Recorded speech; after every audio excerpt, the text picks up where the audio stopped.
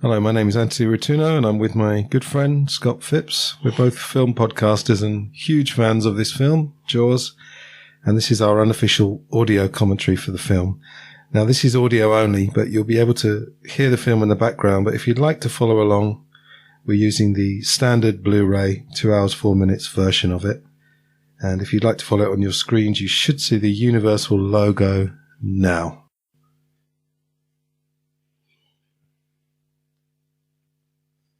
So, Scott, I think this is a film that's burned into our consciousness, right? Certainly mine, mate. It's one of those I've lost count. I really could not tell you how many times I've seen it. I was of the age that I could have just seen it at the cinema. I think I was 6 when it came out, but didn't. Yeah. And I was one of that massive ITV audience that saw it on the network premiere in the early 80s. Wow, yeah. It actually came out 2 months before I was born, which is even more of a kinship. And little trivia about my parents. Yeah. They went to see a lot of classic films in the day, and they went to see this film, but unfortunately they were 20 minutes late, so they missed. They missed the great opening. They missed the iconic scene. So here we got the music here. I think iconic isn't even the word, really, is it? Not for this. I mean, John Williams and Spielberg just go together hand in hand, don't they? They always have done. It's hard to imagine this film without this music. I'm sure people have done things where they've added other music, but so coming in here to the beach scene. Mainly a cast of locals, wasn't it, I think, for this? Absolutely, yeah, and it works so well because it's authentic. The couple having a good time. I did, as a guitarist, almost obligatory, I did learn that guitar that he's playing there. I couldn't help it, you know. Well, the completist in you, is that what absolutely, it is? Yeah. There we go, reference to Peter Benchley. The novel was massive at the time, as I said to you off air, mate. You know, I remember that just being in everybody's house, that novel. And we just laughed about it earlier, didn't we, saying it is actually just a piece of pulp trash at the end of the day, really. It's not particularly a good novel, I'd sort of say now, with fresh eyes. And the choices they made, changing the story, it just works perfectly. We're going to try not to gush too much, but it's hard not to. Like I say, it's such a personal thing. And I'm watching the Blu-ray for the first time in my life, and this is a wholly different experience. So you've seen it on a smaller screen, not HD? Absolutely, yeah. I'm watching it on your wonderful TV here. Oh, perhaps you might not speak too much at all then, mate. It might be up to me to carry on with it. Is this scene pretty much the same in the book? I guess we see more of the shark in the book, or not see, but, you know. It starts off with the shark in the book, doesn't it? It says the white fish swimming through the water. And I'm sure it is. Yeah, I'm not a huge fan of the book, I'll be honest, but I like that opening bit because it makes the point. I think we'll come on to the sequels later, but in Jaws 4, there's a ridiculous idea that the shark's actually got a vendetta. Oh, yeah, against the whole family. The Brodies. Yeah. Actually travels from USA all the way to the Caribbean to kill Ellen Brody and Michael Caine. Yeah, by the way. Could happen. The less said about that, the better. But, yeah. Did they film this at night, do we know? I'm thinking this is twilight, isn't it? It's that magic hour, or whatever they call it, at dusk. Yeah. As we go through the film, we're going to be mentioning a lot of this was more luck than anything as well, some of these scenes, because it was all filmed while they're waiting for the shark to be, working. Yeah, Spielberg has said many times the fact the shark didn't work added 100 million to the revenue for the film, We've got Susan Baccalini here as Christine Watkins, and Jaws aficionados will know the story of this, where they had something like ropes attached to her and they were pulling her backwards and forwards, weren't they? Absolutely. So you get, she's still acting, but you get a fairly genuine reaction. He nearly sort of broke, didn't he break a rib or something? He'd done some damage, didn't he? I think that might be a myth. I don't know. I think it's a bit contentious, possibly. But here we go. So, as I said, the whole thing about not seeing the shark. And, it just adds to it. It really does add to it. Yeah, and that music. I guess it became a cliche, didn't it, about going in the ocean? But I tell you, I'd be terrified going in the ocean in the dark, even now. Yeah, this is the thing. It just, one of the taglines, wasn't it? About being afraid to go in the water. Yeah.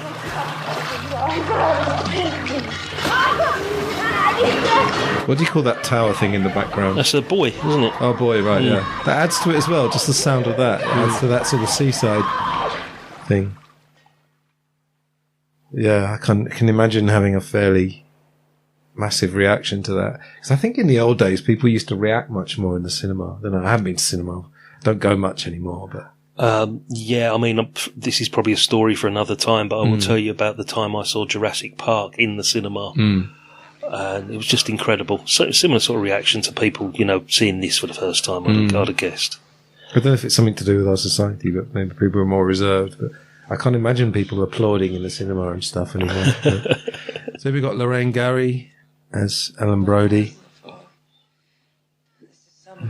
I think they had an extension of this scene where you get a bit more of the sort of family drama. I think that was the theme, really. Yeah. Deleted scenes tend to have more drama in them. It gives more of the background, doesn't it, I think, of why they left New York and came to Amity. Exactly. Now, Scott, I don't know if you've heard of this, but there's a theory, not that Brody's the same person, but he could almost be his character from French Connection, transplanted to Amity. Really? That makes... Well, yeah, if they've moved on, yeah. I mean, not that was the intention, but it's interesting, isn't it? Because he's playing someone quite different here. I mean, I think Roy Scheider's fantastic. I mean, he was in Clute, he was in French Connection, Marathon Man. That's it, Marathon Man, another of our favourite movies, mate. Absolutely. Yeah.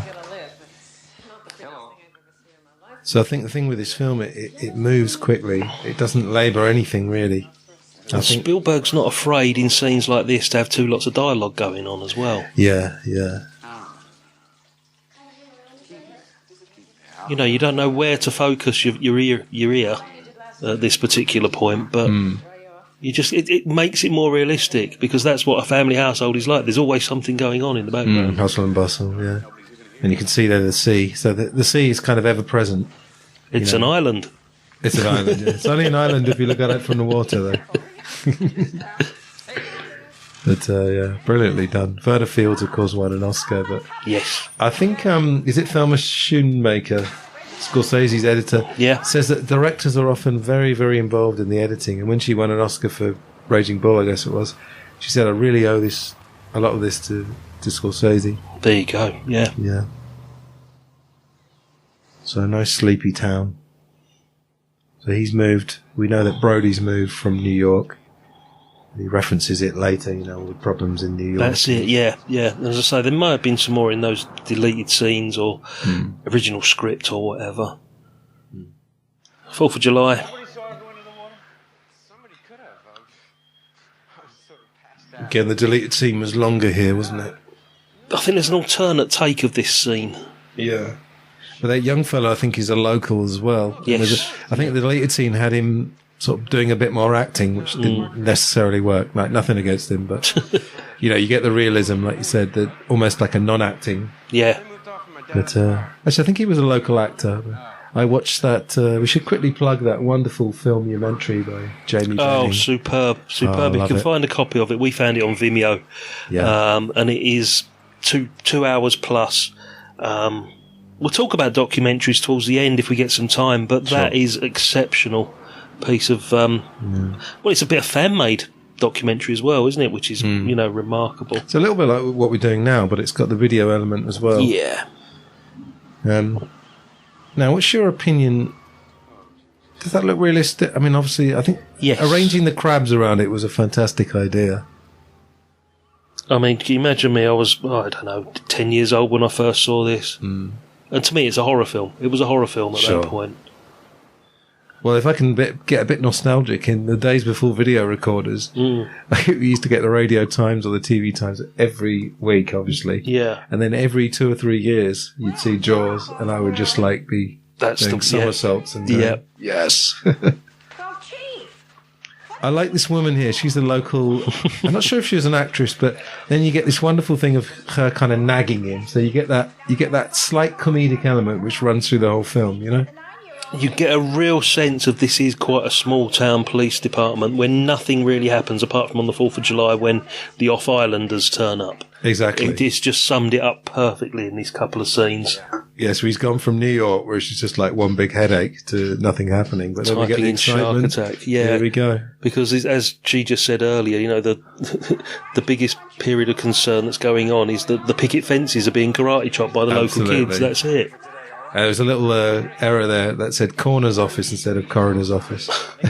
I love bloopers because I don't think they take away from the film at all. I just like, you know, like the old thing about there's someone in Gladiator wearing jeans, and Ben-Hur's there's someone wearing a wristwatch. Yeah. Yeah. There aren't any major bloopers in this, though, are there? There's a couple. Yeah, there's nothing that really detracts, because the whole point is that you're in the story, you know? Yeah.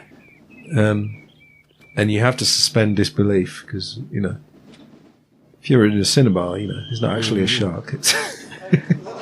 Now, we're going to start meeting sort of local townsfolk and local dignitaries as it goes along in a second.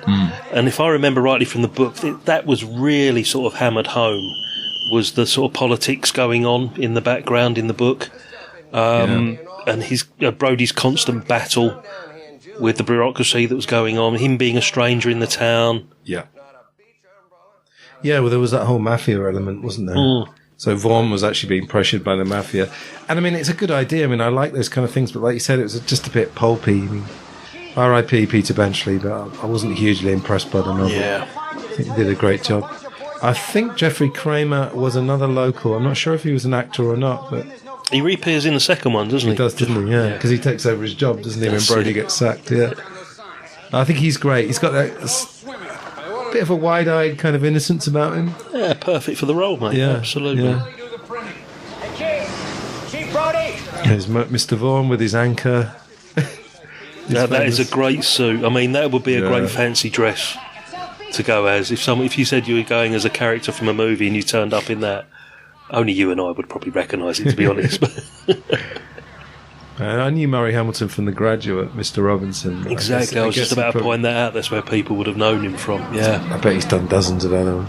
One of those very, very reliable character actors. Yeah. Now here again, we had a longer deleted scene, fleshing out a bit more. You know, you're the new guy and everything, as you were saying. But this film is just very lean. I suppose that's the word for it. Yes. Yeah. On the right there, we've got Carl Gottlieb in the light blue suit playing Meadows, who very generously reduced his role almost down to nothing, didn't he? Yeah, I mean, there's a book sitting down there to the left of you, which he wrote the Jaws log. Brilliant. Which is almost the Bible of this movie, isn't it, to fans? But Carl Gottlieb's great. He's done loads of interviews over the years. And he was a big help with the script, I think. Only trying to say that Amity is a summer town. And it's great because if you look at these guys in the background, you recognise them later at town hall meetings or on the beach. You know, that guy with the red tie, he's on the beach later. Ah, he's the one that gets dragged out of the water, isn't he? Yeah. Oh, I hadn't noticed that, yeah. I've got to say, seeing this on Blu-ray is a very different experience. It's like seeing it for the first time. They look like, it's so clear, they look like they've been superimposed on. Yeah, sometimes it looks unreal, doesn't it? Yeah. Something that's too HD. Yeah, but it's a different experience. Summer girl. So quite a famous line here about the Barracuda. She tires. Fishing boat comes along. It's happened before. I don't think you appreciate the gut reaction people have to these things. Harry, I appreciate. Was Carl Gottlieb an actor, do we know? Or was he a writer? Wasn't he a script writer? I think he's a writer primarily. He was a comedy writer, in fact. And so he may well have been responsible for a lot of that extra element of comedy. Which is very evident throughout this, actually. Some very great lines, especially between Dreyfus and Shaw. Absolutely, yeah. We'll get to that later, but obviously a lot of that was real, wasn't it? Yes, I did a lot of tension. Yeah, and here we get to a very shocking... It's our first beach scene, yeah. Yeah.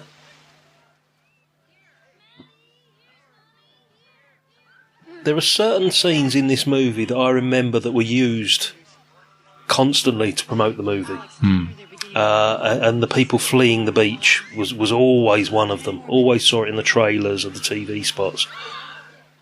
Well, I remember when we were kids, we would always, you reenact stuff. We was always like, get out the water. We were always saying that.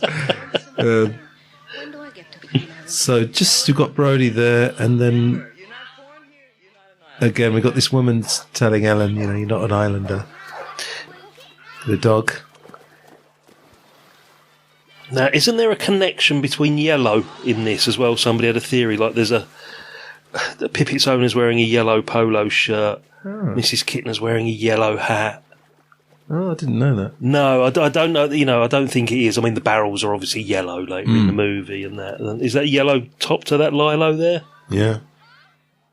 I noticed Spielberg said he didn't use any red. There's a little bit of red there because he wanted the red to just be the blood and nothing else. Yeah. Interesting thing here, you've got the bathers going across. I don't know if you saw that. Mm-hmm. Yeah. And he's getting closer to the camera. Because he cuts and he gets closer and closer, and it's this wonderful, famous shot, isn't it, where they focus in and then pull the camera back. And yeah. I can't pretend I know how that was done, but it's something about zooming in and then dollying out. I mean, and Hitchcock used it, and Spielberg's obviously used it here. This is probably the most famous use of it, I think. Yeah. Just in case there's people who don't know the film too well, when it gets to it, we'll highlight it. Yeah. Nice kind of red herring here. But it's like that throughout, because you're on edge throughout this whole movie the first time you watch it. Yeah.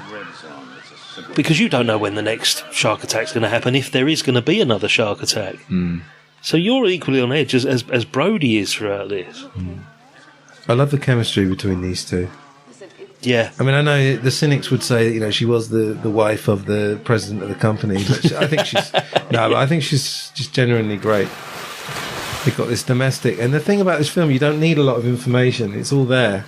They have a good relationship, but you know, with the usual tensions of and then a bit of light relief here. You don't come to bother at all, do you? Some bad hat, Harry. Somebody used that as the name of their production company. I can't think who it is. It's Bad Hat Harry Productions, yeah. See, this is his first summer, you're getting the feeling that the pressure's on him.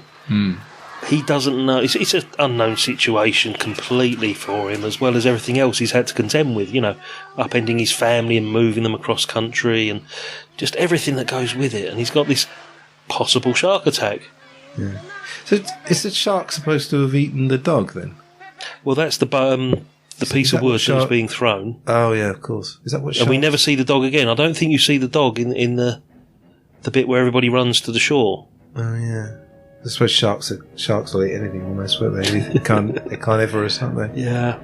And then again, this is genuinely shocking. I'm just going to have to double check on that because it's an unwritten rule in disaster movies that the dog never dies. Oh right. And there we go. Here's the blood, the red, as you say. Here we go. Wow, amazing. And that is the shot that we were talking about earlier. And as you said, all these people are locals. I don't think there's any actors among these. That would have kept the costs down, that were rapidly rising because of the delays. Yes. They're not having to pay, actors' rates here, Yeah, we direct people to the Jaws log, and we'll talk about the documentaries later. The 20th anniversary one gives us in fine detail all the problems. Yeah. And then we have Mrs. Kintner. She must have been an actor, I suppose, because she just... No, I think she was a local. Oh, really? I'm sure she was a local, yeah. And if you notice at this point, there's no sign of the dog, and you get the lilo that washes up, the airbed washes up on the shore, doesn't it? Yeah. There we go. I mean, she does a very good job. She's a non-actress. She only died very recently, a couple of years ago. All right. Yeah, her name's Lee something, can't remember. Lee Fieri, something? Yeah, something like that. She's in one of the documentaries as well. She's walking up and down the beach. She shows us that wreck of the Orca. Yeah. So we've got Carl Gottlieb as Meadows again. We've got really the whole, all the locals you can see here. Well, there's Harry without the hat lurking at the background. They're all there. The old man who gets dragged out the seas there again. The woman who was saying you're not an islander. That's what I mean. It's such a small community. You get the real impression of that here. Did you see Brody bang his head on the sign there? Yes. Right. And then, just coming up, possibly the finest introduction to a movie character ever, in my opinion. And sorry to be annoying, but another continuity. There's no drawing on the blackboard there. So. No, because I reckon he sneaks in and does it. Do you think so? Well, he's not there, is he? He's not in the building at the moment. Right.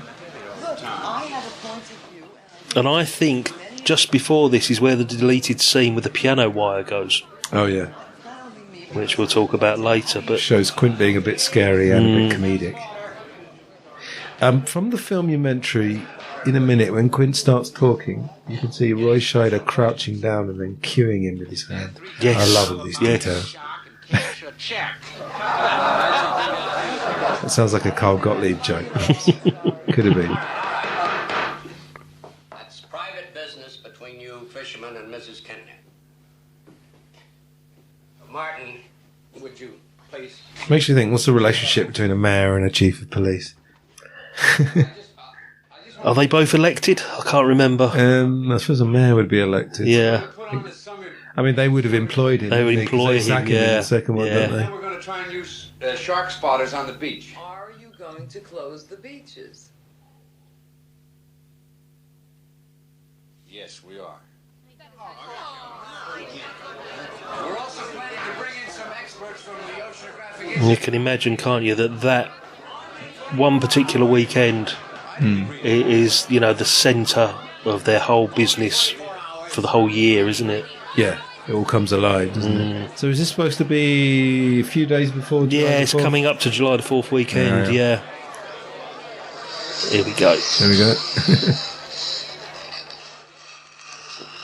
I like that woman with the sort of With the boss cross eyes. Always remembered that, yeah.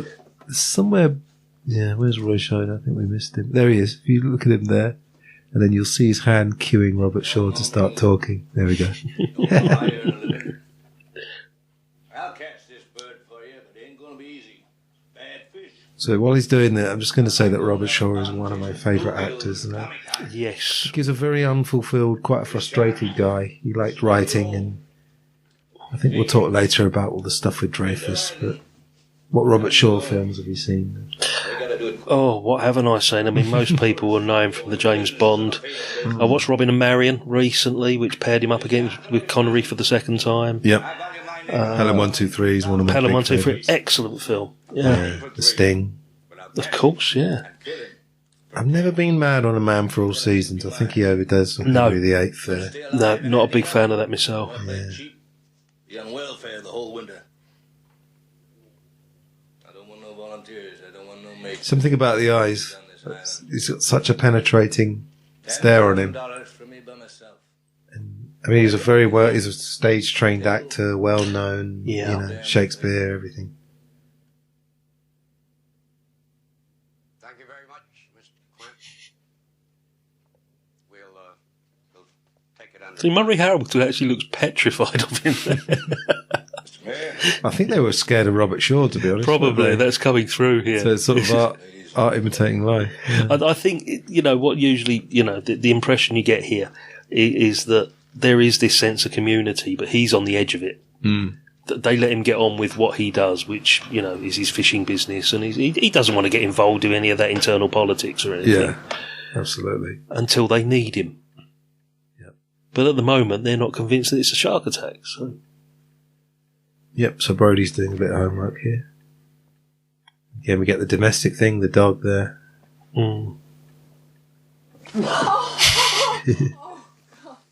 This is a great sort of setup here, the way that you've got that corner of the house there overlooking the sea and the lighting, you've got, it's obviously sunset is coming down, but it's still that light from the table lamp there. It's just magical. How's this on Blu-ray for you at the moment, mate? It's like, Fantastic, yeah. Love it. Unreal. Doesn't seem real. Yeah, like you say, obviously we're on an island, but I think they deliberately show that. So you've got the ocean, and then we'll see, obviously, the kids in a minute. Yeah. The ocean's just there. It's relentless. It's ever present. Yeah. And it's basically a big headache for him. It's something he's not used to. He's used to concrete. Well, he seems like a guy who's still de-stressing from living in being a cop in New York. Yeah. He hasn't quite unwound yet. But he's getting as much pressure here by the sound of it, and it's a different kind of pressure. Yeah. How long do you think he's been in the job? Do you think, like 3 months or something? What would you say? Oh, what, in this particular job? Yeah, he's fairly new to the island. Yeah. But I'm going to assume he's been a cop for 10, 15 years prior to that. Oh, sure. I don't want him on the ocean. He's not on the ocean. He is in a boat. He's not going to go in the water. Yeah. I think that French Connection theory holds quite good. Again, not that they did it deliberately. I was going to say, people like to Symbolically. make connections like that, which Yeah. are generally rubbish. But yeah, Well, there's even a thought that De Niro's taxi driver character is his deer hunter character after he's come back from Vietnam, even though the film was made before it. Michael! Did you hear your father? Out of the water now! Now! See, there's great little bits of levity peppered throughout this to ease the tension. Yeah, so the guy with his family roast, risking his holiday roast. Yeah, this is another scene that was always used in clips and trailers. Yeah, because you still haven't seen the shark, but it's it's watching the life preserver, isn't it? I think is attached to going through the water. Yeah, because later we get the barrels, don't we, that symbolise the shark, and obviously the music as well. Yeah. So they're using all these brilliant devices. We were talking earlier about, like, you know, being afraid to go in the ocean. I never got the shower thing from Psycho, perhaps because I wasn't around then. I don't know. Did you ever watch Psycho? Well, no, afraid to have a shower? Or? Psycho, I was probably a couple of years older than when I first saw this. Right. Watched it about 81, 82, so I was about 11 or 12.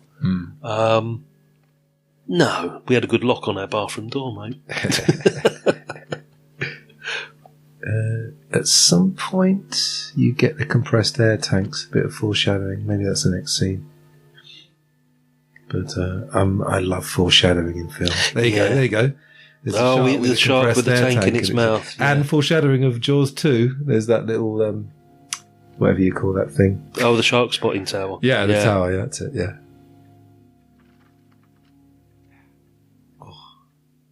Yeah, some horrific photos coming up. Yes. Here, yeah. And look at the pages in his glasses. Very clever. It's the lighting is very clever the way they've done that. Yeah. This film was pretty much ignored for acting Oscars, wasn't it? I don't think it was nominated for anything, was it? No, the director wasn't even nominated.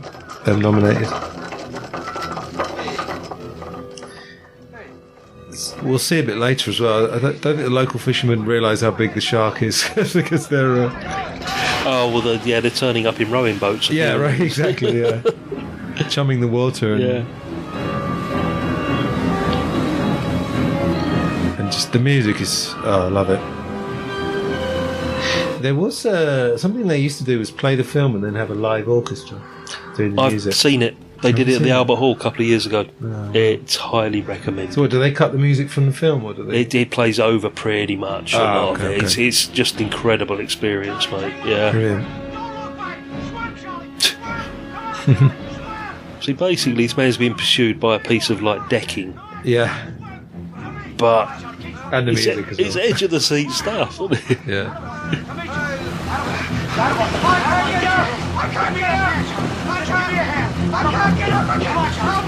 You know, you can see the similarities of the suspense of Hitchcock and a Bernard Herrmann score or something. Yeah.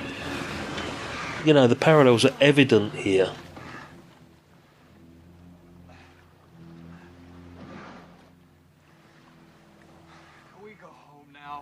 A bit of humour there. Difficult to balance those, I reckon. Now, this guy is a real Amity resident, isn't he? Right, yeah. This script was, Robert Shaw actually disparaged it, said it was written by committee, and he meant it as a criticism, but it was a kind of a team effort, because they didn't have it ready. They had a very, very unrealistic schedule for principal photography. Well, things were being adapted all the time, weren't they? That's the thing. And this is Ben Gardner. He's a real character, isn't he? This is like an amazing backstory to this guy. Yeah. And you see, it really looks like Quint, doesn't he? Really? Yeah. Richard Dreyfuss created this whole thing, the glasses, the hat. That was apparently his whole creation. He turned up looking like Hooper one day. And of course, in the novel, Hooper's having an affair with Brody's wife. They hate each other. It's totally different. So, that is the major difference in the book. Yeah, the love affair. Yeah. So we'll see this later at the very end, but you get the Spielberg kind of buddy thing with these two, don't you? In the end, but it's not cheesily done in this one. If I had to criticise Mr. Spielberg, I'd say it's a bit on the nose in some of his later films. But what the buddy element of a couple of characters? Yeah. Some humour again here. Well, then And can you tell me if there's a good restaurant or hotel on the island? They're all gonna die. And I did wear the denim jacket, jean jackets they say in America, jeans combo. Double denim's not a thing, mate. You can't really do double denim. What are you doing out there? These are your people. Go and talk to them. Those aren't my people. They're from all over the place. Do you see all the license plates out in the parking lot? Connecticut, Rhode Island, New Jersey. I'm all by myself out there. What happened to the extra help we're supposed to have? That's not until the 4th of July. Between now and then, it's you and me. You know those 8 guys in the fantail launch out there? Yeah? Well, none of them are gonna get out of the harbor alive. So he sort of created this nice, likeable but slightly cynical character. It's brilliant. Listen, can you tell me how I could find Chief Brody? I've never seen American Graffiti as a thing, even though chronologically it's before. Yeah, American Graffiti was 73. 73. Yeah, I'm glad to meet you. Of course, the story is Dreyfus didn't want to do the film, disparaged it on TV at the time, got in loads of trouble for that. Okay, fine. Just bear with And then he saw himself in another film, Yeah. Apprenticeship with Duddy Kravitz, and That's hated it. it.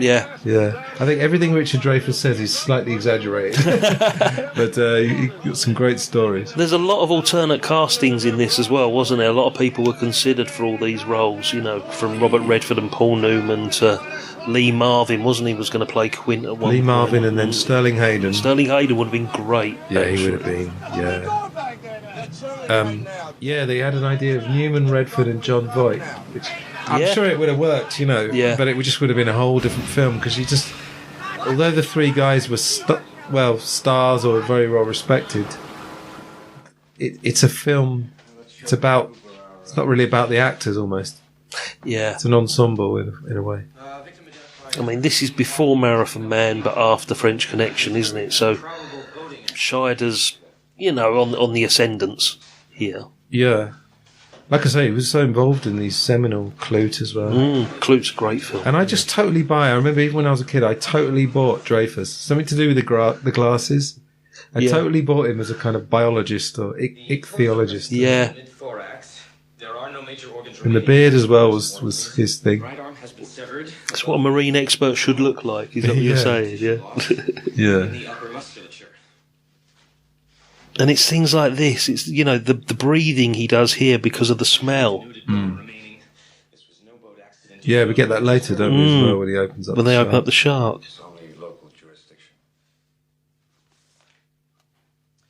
The left arm, head, shoulders, sternum, and portions of the rib cage are intact. Do not smoke in here. Thank you very much.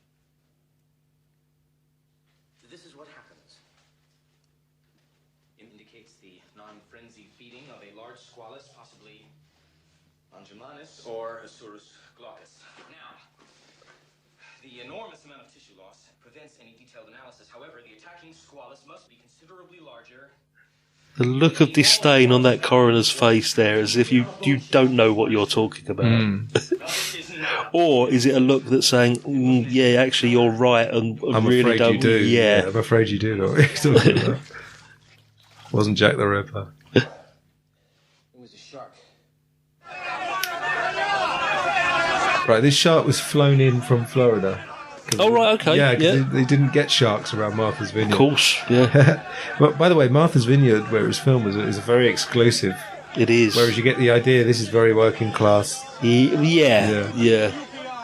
I don't think the crew were too popular, in fact. I mean, obviously they were giving a lot of money and tourism to Martha's Vineyard, but... Oh, I can imagine the local council was probably very similar to the local council as depicted in the movie then, yeah. And if you look at this, it kind of looks laughably small, doesn't it, this shark? Although, I wouldn't want to be swimming near it, but... No, I mean, especially when you see what's coming up in about half an hour's time. But exactly, yeah.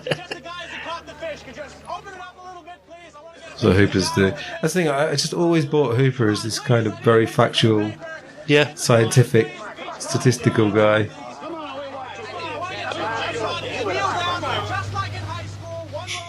Quint's not buying it. He just knows, doesn't he? He's like... Young fella, could you step out of the picture, please? I'll take your race with you. We're ready. Thank you. Like you said, people talking over each other. Yeah, you know, you find it hard to focus on what conversation you're supposed to be listening to, but it just makes it more realistic.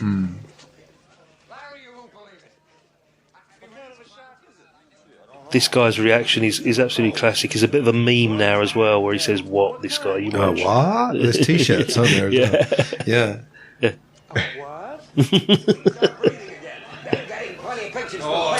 People come up to him in the street and get him to say, "What?" I bet they do. Yeah. Well, they used to get Mrs. Kintner to slap. Oh, brilliant! People used to want her to slap them. So I was slapped by Mrs. Kintner. Another amazing jacket there. Coming out.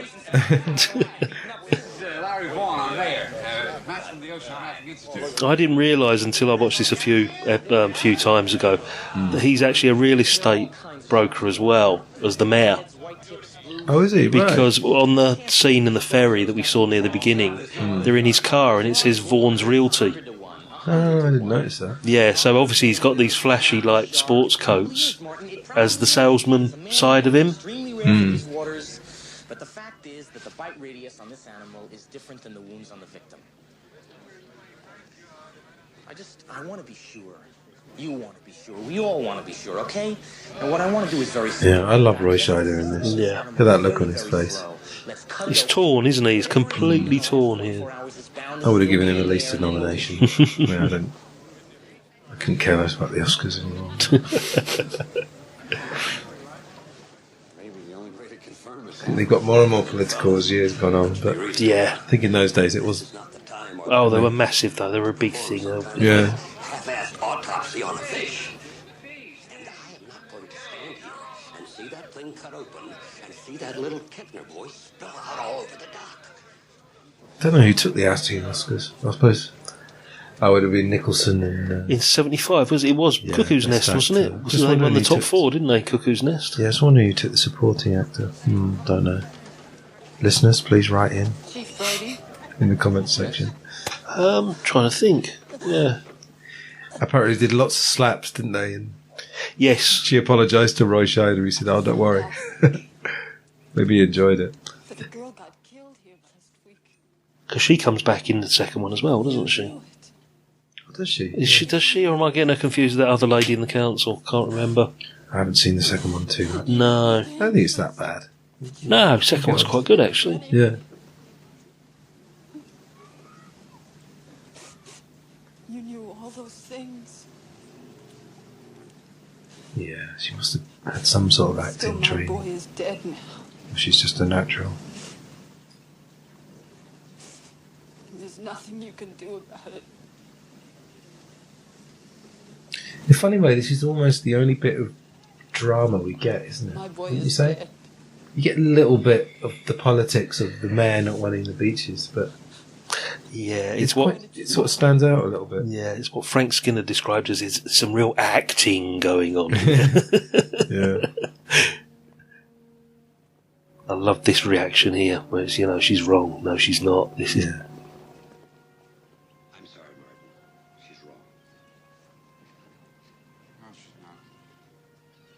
There's a kind of guilt to Brody. If you're going to kind of psychoanalyze it a bit more, he seems to just almost have like a guilt complex going on. He does shoulder a lot of it, a lot of the burden, doesn't he? And as I say, he's torn here throughout the whole movie. He's trying to make an impression, but he doesn't want to tread on anybody's toes. Yeah. And it's a situation that nobody is familiar with, either him, the locals, nobody at all. I suppose when he's in New York, probably had all these problems that he wasn't able to deal with.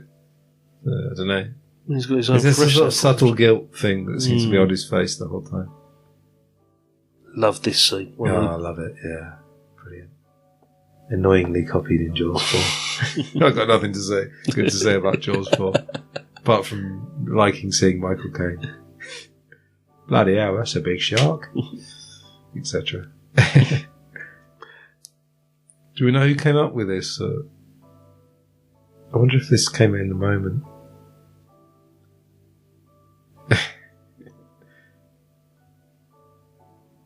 The music again. Very clever scene. I guess John Williams did all the music, did he? I'm assuming he did all this background stuff here, yeah. Because you get some sort of triumphant music later on.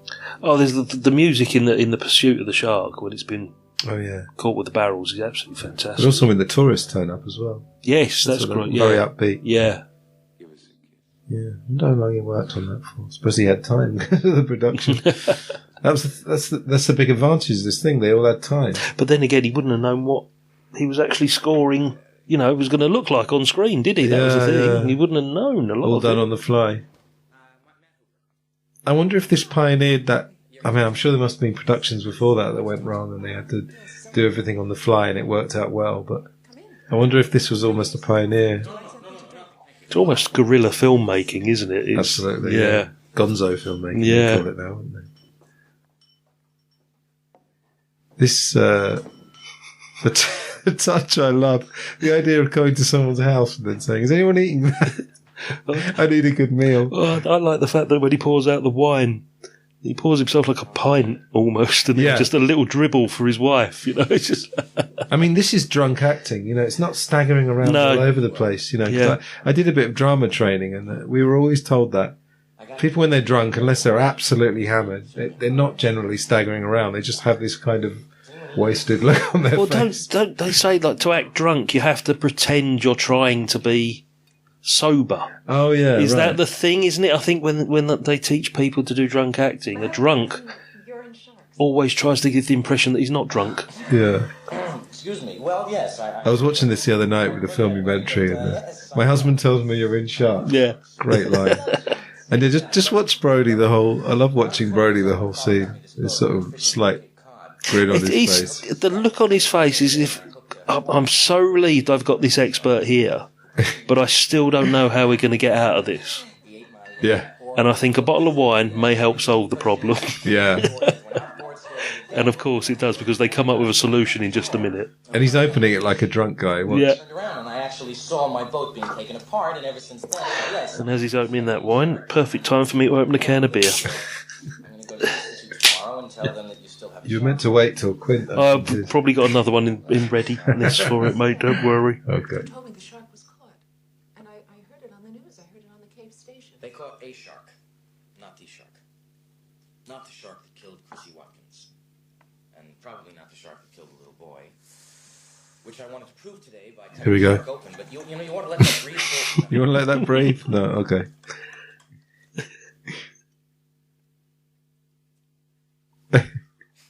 Brilliant. Yeah, why not? He didn't eat the dinner though, did he? What is that dinner they got there? Can't see. You know, you're going to be the only rational man left on this island after I leave tomorrow. Can I just point out, I always love this. He said, you're the only rational man, just as Brody's necking, being irrational. A pint of wine. I always thought that can't be an accident. Yeah, I always remember that, even when I was a kid. I love that. Go on. I say Jaws 2, I think Hooper's on his way back from the Aurora, because Dreyfus was meant to be in Jaws 2. I think. Is that right? Possibly, I don't know. I feel like there's some reason he was supposed to be in. I mean, that would have just added so much. It would have made sense to try and reunite them. Yeah, absolutely, yeah. Knew what they were missing, and a lot of these attacks weren't reported. That's right. Now this shark... See, he's just fiddling with a wine bottle there. That's what. Yeah, he's got it all running through his head because he's done all this reading. He's, trying to figure it out for himself. Is it a shark? Isn't it a shark? It's just theory that I happen to... And he's on Dreyfus's side. He knows that Dreyfus is right. And we just had the bit where she says, "Oh, Martin hates boats," isn't it? He said the fear of war, and he says, "No, the fear of drowning." This whole thing, yeah. I can do anything. I'm the chief of police. Yeah, and this is the bit, as I say, that the breathing in this. Yeah. You could spell it, can't you? Yeah. Okay, if you look at Brody, he's almost gagging there. There was a deleted scene where they're on their way and Hooper's talking about having phone sex with a woman, wasn't it? Oh, and that's again, right, yeah. It would have been a nice... I don't think it would have been terrible to leave it in there. It's only like a minute, but I think Gottlieb said anything that wasn't to do with the action adventure story Yep. basically had to go. Well, you imagine this version is 2 hours 4 minutes long. Back then, movies were being played as double bills. You couldn't have had anything much longer than this. Yeah. Because they would have lost the revenue of, the number of screenings they could have shown throughout the day. So there was the financial reasoning behind it as well. So with the B film, would that be another full-length film? Or would that Pretty be more much like... used to be like another 90-minute movie, yeah. Oh, wow. Perhaps people could sit still longer in those days. Remember it Or well. attention spans. Remember it well. That's it.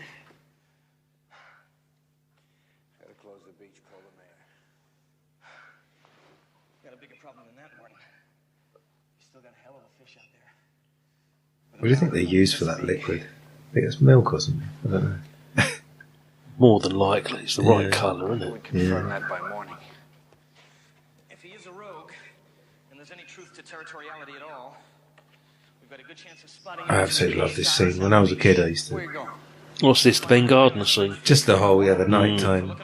Going out. I think it's something about going out a boat at night, because I remember going on a boat trip somewhere, and it was an overnight trip. And I just loved it, gazing out into the ocean at night. Yeah. There's just so much nostalgia involved in this film. Well, this was filmed, wasn't it in a swimming pool? Yeah. Was it one of the executive swimming pool or it's somebody's swimming pool?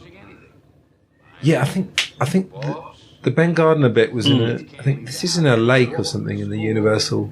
I mean, you might be right. On the back lot, yeah. There's something on the back lot, but then there was... I think the bit with the head...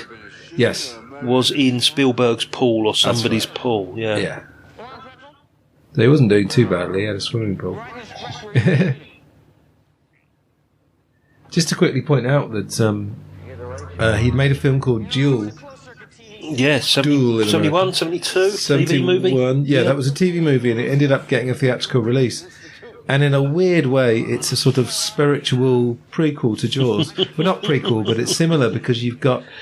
what he calls a Leviathan, which is a truck, which you never see. You just see the guy's hand changing gear at one point. That's it, you never actually see the driver as such in the movie. Yeah. And I'll have some trivia about a certain sound effect, but that comes right at the end of the film. In Duel, the sound of the truck is it screams, doesn't it? Yeah. Yeah, and I'll point it out when we get it's at the very end of this film, obviously. That makes a lot of sense. But yeah, there's just such brilliant chemistry between all the actors. Yeah. I wonder whether having all that time together, as Robert Shaw says, we got tired. We'd heard everyone's life story 5 times by the end of it. Yeah, a lot of waiting around, I'm assuming, yeah. Yeah, of course, yeah. And rewriting, every night they're rewriting the script. There's something else out there. What is it? At 100 yards southwest. Okay, brilliant music.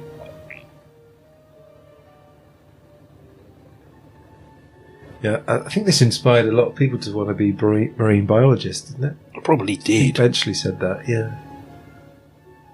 Here we go. Again, there was a deleted scene where they take Meadows, which is Carl Gottlieb, out to show them the boat in the daytime, and there's that brilliant outtake of Carl Gottlieb falling in the sea. Ah, is that where that bit came from? Right, okay. Yeah, so I've the seen narrator that. says, so there's another half an hour to get dry, make up. Yeah, can't be too much fun making this film. Worth it in the end. Yeah, because all these on water scenes, they had to be like handheld cameras as well to account for the swell of the ocean and stuff. Yeah, most expensive handheld film ever made. So you think this is at night? That looks a little bit like it's... Yeah, I don't know. As I say, I'm sure this was filmed on the back lot of Fox. Or Universal, sorry. Yeah. Just looks a bit day for night. Or night for day, whichever way around it is.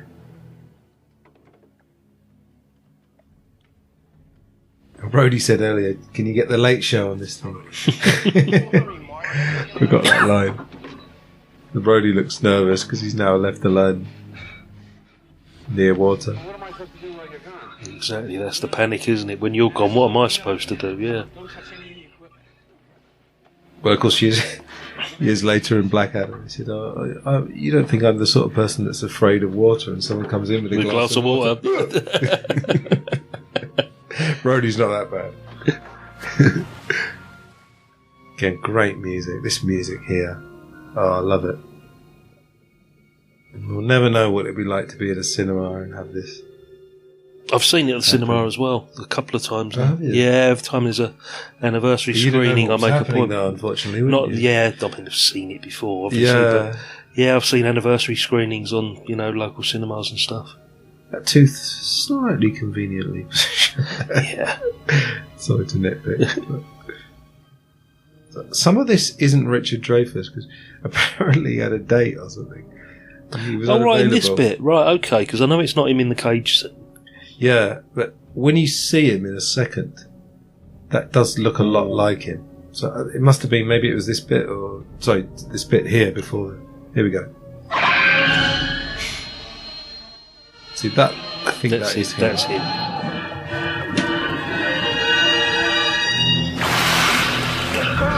Was this film PG when it came out? I feel like it Well, was. back then, that PG didn't exist in this country. Oh, right. It was UAAA. I think it was an A. But what would that be now? Like what age? It would have been a PG equivalent. Oh, yeah. okay, right. So like 12, 13. Yeah, we had double A's and X's. It's weird to think, yeah, because they've always got to be so careful. Because the thing is that if you make a film in black and white or you give it an X rating, the revenues from it are just automatically, going to go down. Yeah, you just reduce your audience, don't you? Yeah, so it's just sort of it was always art over commerce, isn't it? Really. He's back to his anchors. Yeah. Suit. A shark is attracted to the exact kind of splashing and activity that occurs whenever human beings. This is great. This is the scene with the poster, isn't it? It's fantastic. Yeah. On the 4th of July, it's like ringing the dinner bell, for Christ's Look, sake. Mr. Vaughn. And we learn here that the best thing if you are encountered by a shark is to stay perfectly still. Yeah. Because the shark just reacts to vibrations. That's what I learned a lot about sharks, I must say. A lot of people did, yeah. Yeah. But in a way, also, it gave them a bad name because it gave this sort of weird idea that They're all man-eaters, yeah. Yeah, that they're targeting humans, but it's just all pure instinct. It's a Carcharodon carcharias. It's a great white. You don't have the tooth. Now, everyone knows what a Carcharodon carcharias is. Strawberry line. You are not going to have to Close those unless you beaches. deal We're with this finished. problem. We're not only going to have to close the beach, we're going to have to hire somebody to kill the shark. I mean, we're going to have to tell the Coast Guard. Mr. We're Vaughn, going to you have to have to contract get a shark We're going to have to put research extra panel. deputies on because You every have to the really world is going to entire come in here. harbor. I don't think one of you are familiar with our problems. I It's a think comedy you're line familiar again. with the fact that you are going to ignore this particular problem until it swims up and bites you on the ass. Now wait a second, wait. There are two ways to deal with this problem. You're either going to kill this animal or you're going to cut off its food supply. Larry, we have to close the beaches. Brody? Sick vandalism. That is a deliberate mutilation of a public service message. Now, I want those little... Our 50th annual regatta. and hung up by their So this is a particularly special year. Exactly, which is why they don't want to close the beaches, because it's not just the 4th of July, but it's the 50th sort of anniversary. Oh, weird. I'd never... I mean, I obviously had read that before, but... Mr. Vaughn, what we are dealing with here I love is this a line. perfect engine, an eating machine. It's really a miracle of evolution. All this machine does is swim and eat and make little sharks. And that's all. Now, why don't you take a long, close look at this sign? Those proportions are correct. Love to prove that, wouldn't you? Get your name into the National Geographic.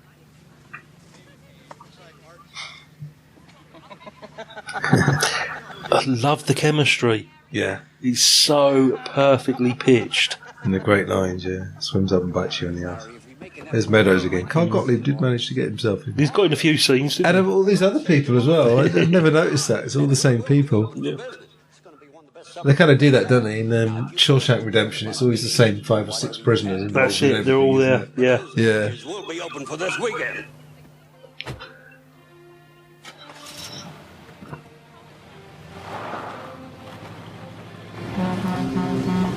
Again, some great music here. This is the bit where the tourists turn up now, isn't it? Yeah. Yeah. And someone's wearing a Jaws t-shirt, weirdly enough. American flags there. Picture of the shark that they think is the one. Shark souvenirs. See, they're already cashing in, aren't they? They're not missing a trick. Right here. I love this. I don't have to go to Brisbane when I've got a straight right shot right here. Yeah, it's brilliant, triumphant music here.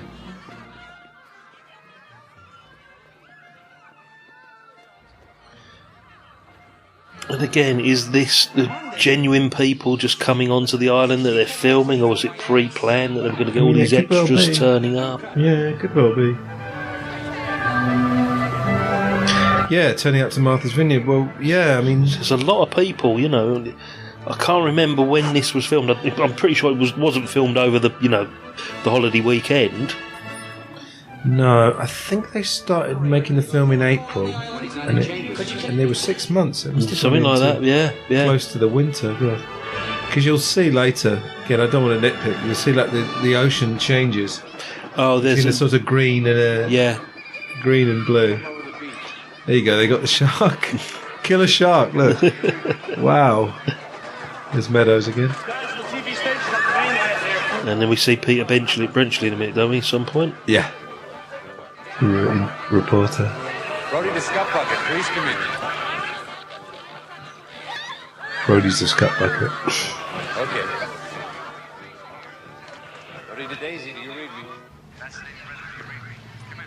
What do you see? Nothing here, Martin. And nothing on sonar. Amity Island has long been known for its clean air. Yeah, for those who don't know, this is Peter Benchley who wrote the novel. But in recent days, a cloud has appeared on the horizon of this beautiful... Yeah, the deleted scenes are a lot longer. Cloud in the shape of a killer star. Everything's very fast moving. Yeah. It's gone back to the other suit. Just noticing yellow now as well. The helicopter was yellow. Wow, yeah. I wonder why they did that. Is that... I don't know. I don't think it's deliberate. I think it's just one of those fan theories that watch out for yellow. It's a bit like the old red shirts in Star Trek or something. They're the ones that are going to get killed, but it's not true. Maybe it contrasts the blood. Yeah. I just put some suntan lotion on. Yeah, that looks a bit like it's not actually that warm. Very windy there. Don't you think? Yeah. God, dear. I mean, I can't recommend, again, the Jaws vlog. I can't recommend that book enough. I say it is like the Bible, isn't it, to Jaws fans? Yeah. Yellow, Lilo, look at it. Oh, yeah. You'll be spotting it forever now. Yeah, but there's nothing in it from what I can work out myself. Right. A yellow helicopter. Oh dear. There you go again. Yeah. But again, this is like edge of the seat stuff. If you've never seen this film, it's just And I'm wondering what modern day, kids would make of this now. Would they laugh at this movie? I'm sure they would with the actual special effects of the shark itself. But even the build-up, would they find this too slow? Because nothing really has happened too much up to this point, has it? Yeah. I mean, I don't see my nephews and my niece as much as I'd like to, but when they were growing up, we showed them a few films from, I think it was more the 80s, actually. Yeah. They kind of liked some of them, and then other ones they didn't. Some of them just laughably bad, aren't they? But we Yeah. hold them dear because it's the nostalgia thing for us a lot of the time, even though the film might not be particularly good. Yeah. I think just stuff you see when you're a kid, it's there forever. Almost, It stays with you, doesn't it? That's it does, yeah. It's incredible.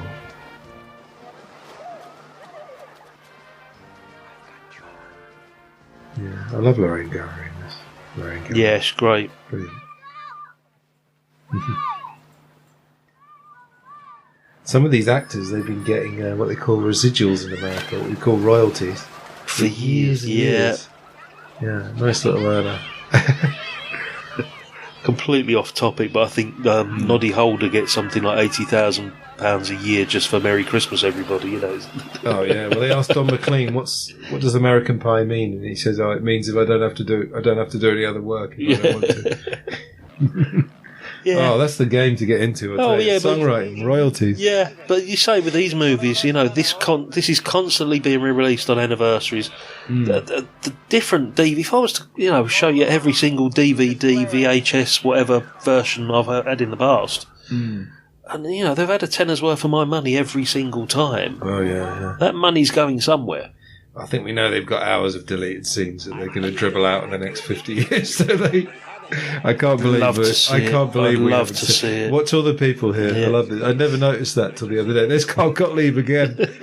He did get himself in the movie. Didn't quite write himself out. Look at all these kids. Now, I've got to be honest, I didn't really... I suppose it's not supposed to look real, is it? It's supposed to look real enough so the first time you see it. But... So there's the old man again in the background. That's him, yeah, because he was at the council meeting. Yeah. And this guy just knocks over a load of children. Jesus Christ, man, Shark 350! Red one.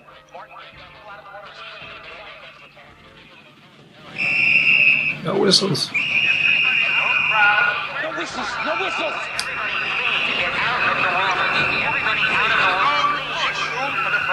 So we get this, obviously, what would you call it, like a red herring, or not a red herring, but false alarm. Yeah. And then it's brilliantly pitched, so we get a genuinely shocking scene in a minute. Again, classic bit of cinema switcheroo here, isn't it? It's edge of the seat stuff. You're watching this bit thinking, oh my God, because at the moment we don't know what that fin is. Yeah. And then when this particular bit is over and done with, you breathe your sigh of relief. Yep. And then we get a genuinely first really great look at the shark. Yep.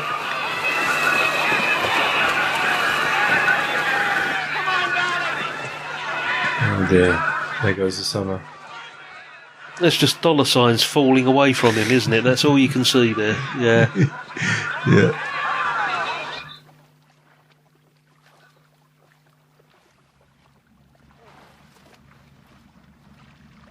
He made me do it. He told me. This kid always reminds me of a young Kurt Russell. Oh yeah, left there. They look like brothers. They must be brothers, no? In real life. God, they look so... Yeah, they look identical almost, don't they? Please, move back. Let's move back. Please, give these people some air. Please, move back. Move back. Martin, it's just a hoax. There are two kids with a cardboard fin. Is everyone there okay? Did everyone get out of the water all right? Yeah, this is great because there is a slightly deleted part to this as well, isn't there? Where, jumping ahead a wee bit, but there's a scene, isn't it, where the guy, before he gets his leg bitten off, you see him actually taken in the shark's mouth, don't you? Yeah. And he's... Yeah, we'll see in a sec with Mike, Brody. So this is obviously Brody's son. In his birthday present. He asked him to go in the pond. Now, there you go. Now, that looks bloody awesome. Yeah, it does. And again, it's a clever way because you see the length of it. You see the size of it just by seeing the fins. I wonder if there are films where you saw the fin of a shark because it's just so tied to this film. There's a film called Shark with Burt Reynolds from 1968, which I saw after this one. There was also the film called Sharky's Machine. Burt Reynolds. Oh. Who plays a cop called Sharky. So this is Ted Grossman, who's a stuntman. Yes. Another continuity error. He didn't have a shoe on his foot. I'm only being annoying, pointing these out. So, very, very authentic screaming here. And again, the music. So that's the first time we really see any glimpse of the shark itself. Yeah. And then Mike Brody very intelligently avoids death by keeping perfectly still. I think he's probably scared. Petrified. Scared stiff. Literally scared stiff. You hear someone say, "Has anyone got a gun?" That's another bit of trivia.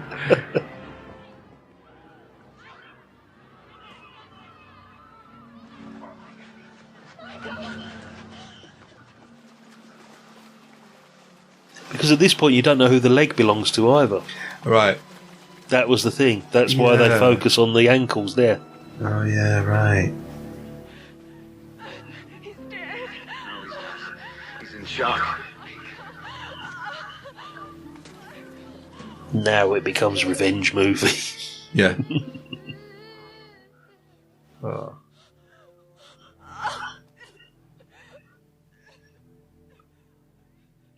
And here we go, the ocean again. Peering into the ocean. Somewhere in that ocean there's a shark. Now that's, your biggest enemy of all time, isn't it? The size of that, somewhere out there. I've always been obsessed with the ocean. I think it's like the Titanic stories now, not Kate and Leo, the actual story. Just the vastness of it is just incredible. Want me to bring anything from home? Like cars. What about ice cream? Coffee. I like this line as well about home. And Murray Hamilton's great in this scene as well. It's a beaten man. Yeah, he is, bewildered. New York? No. Home here. Home here. I think Lorraine Gary said there's some sort of element of her trying to make him feel guilty. I don't know whose decision it was to go to Amity. I mean, I'm only going by what she said in the interview. I don't know.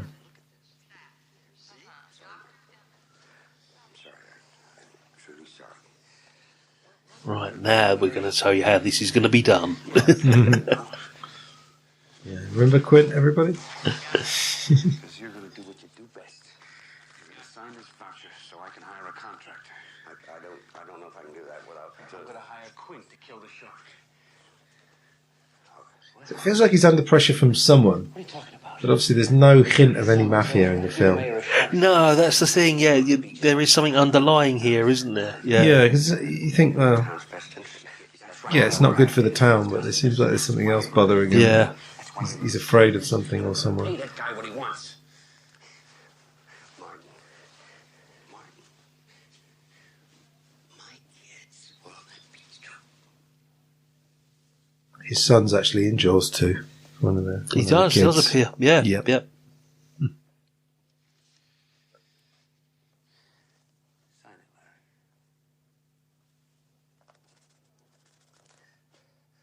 So I know they talk about films as 3 acts, but really this film is 2 halves as well. It's 2 halves. Now Quint takes over basically. Yeah.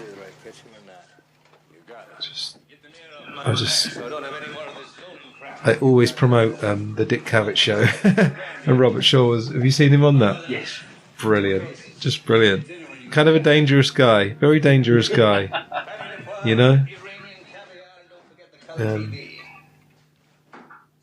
Richard Dreyfuss is in heaven here. Yeah. Oh yeah. And just Quint is just superb. The lines we get now and the songs and. But watch this as well. Like when he spits out, Brody spits it out. Don't drink that. So Hooper just drinks it. That's what I love about this. It's make moonshine, isn't it? That's what it is.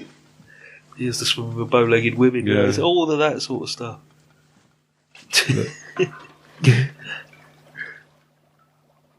So I guess, Carl Gottlieb must have been responsible for a lot of the comedy because there's no real humour in Benchley's book, really. No, not at all. No.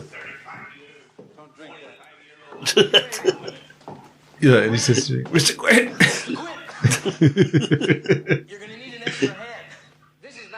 So tell us, summarise, what did Dreyfuss say about Robert Shaw? Like, what was the relationship there? Well, he was a bully, wasn't he? That was what the outset of it all was. And constantly drinking. And he was just throwing his weight about all the time. And Dreyfuss, in every interview you see, loves to tell the story. Oh, yes. But I think Robert Shaw was very lovable as well. I think that's what Dreyfuss said.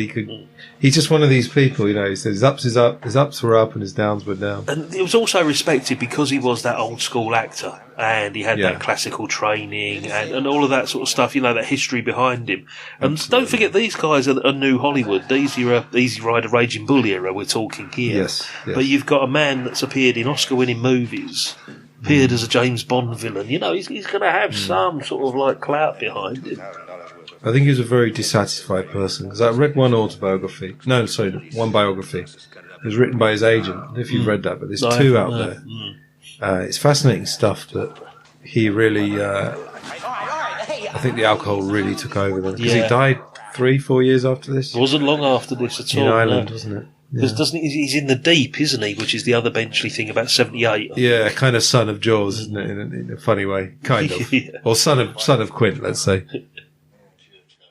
He's some sort of treasure hunter or something. Yeah. You're on board my vessel, mate, master, pilot, and I'm captain. Take him for ballast.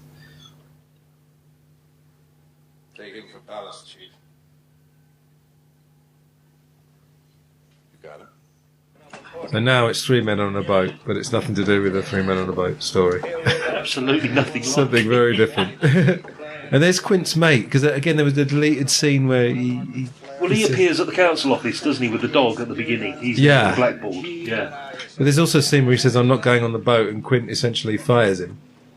And again, it's this thing where you don't need the drama. We don't need the drama of Quint and his mate. Yeah. Exactly. Just.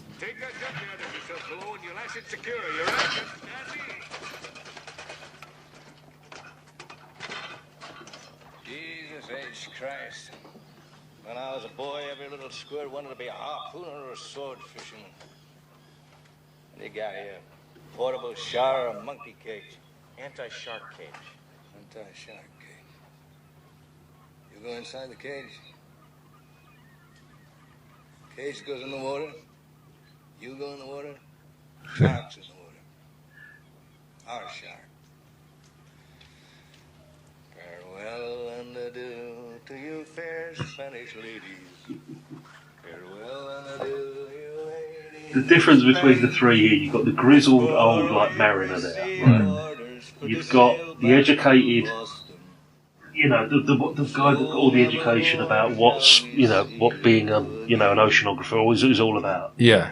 And then you see Brody in his yellow sou'wester, or wherever it is, or he's a blue one. So, Yeah. And it's just His like rubbers. Lorraine Gary has just gone out and bought that this morning very quickly for him. Yeah, just fussing about, have you got your Dramamine, have you got your medication or whatever. Suntan lotion, whatever it was. Oh, yeah. It's like, yeah. Yeah. And I think Lorraine Gary was intimidated by Shaw as well. I think Shaw is a drunk, rather like John Lennon as a drunk, in fact. Quite a different animal. Probably very lovable when he wasn't drunk. Very competitive as well, we know. Yeah. It's that Oliver Reed era, isn't it? It's the Richard Harris, all those guys that are no longer about anymore, you know. It's a world a less interesting place without them, I think. Yeah. I think there's so many drinkers, it's all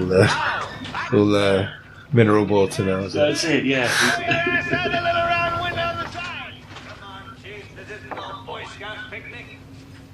See, you got your rubbers. Here lies the body of Mary Lee. Died at the age of 103. For 15 years, she kept her virginity. Not a bad record for this vicinity. That was from a gravestone in Ireland. You found that? I remember watching this for the first time on the TV, like network premiere. And those little quips that Quint does, you know, here's the swimming with bow-legged women and all that. My old man was just in bits laughing. Yeah. Oh, they are great, yeah.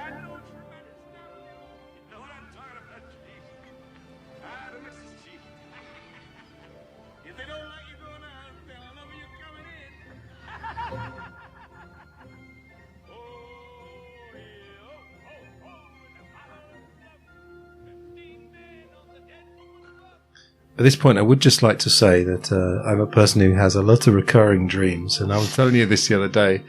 I have had in my life 20 to 25 recurring dreams of Brody, Quint, and Hooper on the boat. Are you on the boat with them? No, I'm not. No, and I'm never clear whether I'm watching the film. Yeah, because it all looks completely different. Okay, it's 3 of them on a boat. It's mostly around Quint's death. Yeah. It's so bizarre, but I've had 25 different versions. I say it doesn't play out the story. It's different versions of the story, or different stories completely. Yeah, but I mean, my dream world would both during the day and at night. But no, it's another story. If there's any dream analysts out there, you know, I'd love to know what all that's about. Well, I'm going to get one of them on my podcast, you know, and I'm going to get them to analyse my dreams. Please get them to have a listen to that. So, listeners, if you do have a beer, too late.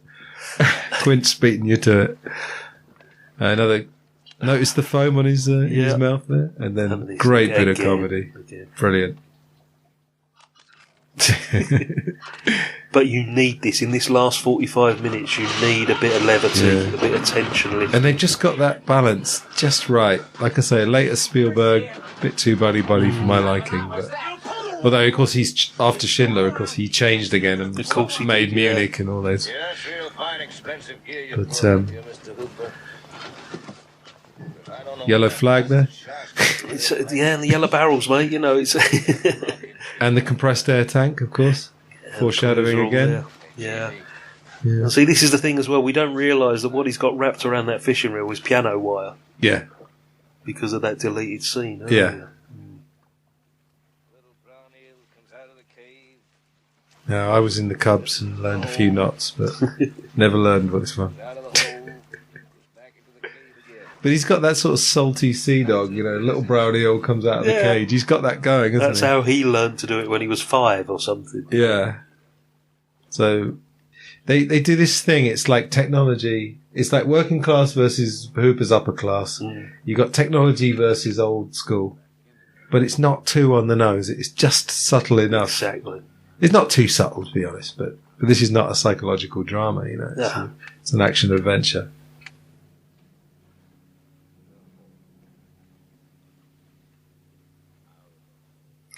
And he's experienced enough to know, does that mean anything? Is it what I think it might be? Yeah. Not going to take any chances. Here we go. Clip myself in. That's when you know there's something there. When you know he's just dead quiet. All this is going on behind him. And well timed. He gets the knot right. Yeah.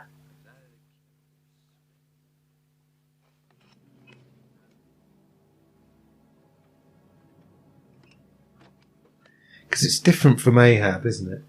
You know? Yeah, but Obviously Moby it's Dick, Ahab. yeah. Yeah, I'd never really... Because I didn't really know Moby Dick. I'd seen the film, actually, I think, sometime when I was a teenager. Yeah. I never clicked exactly how similar it is. But it's not the same. It's different. No, with Ahab, it's revenge for taking his leg, isn't it? Yeah. Yeah. Exactly, yeah. I mean, this is revenge, but... It's revenge on Brody's part. Yeah.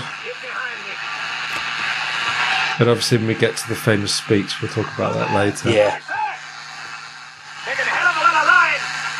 Chief, get the scoop out the bucket. So Robert Shaw was apparently terribly seasick when they did this, and it took all the strength he had to shout at Hooper. Oh, right, okay. Yeah, like really seasick.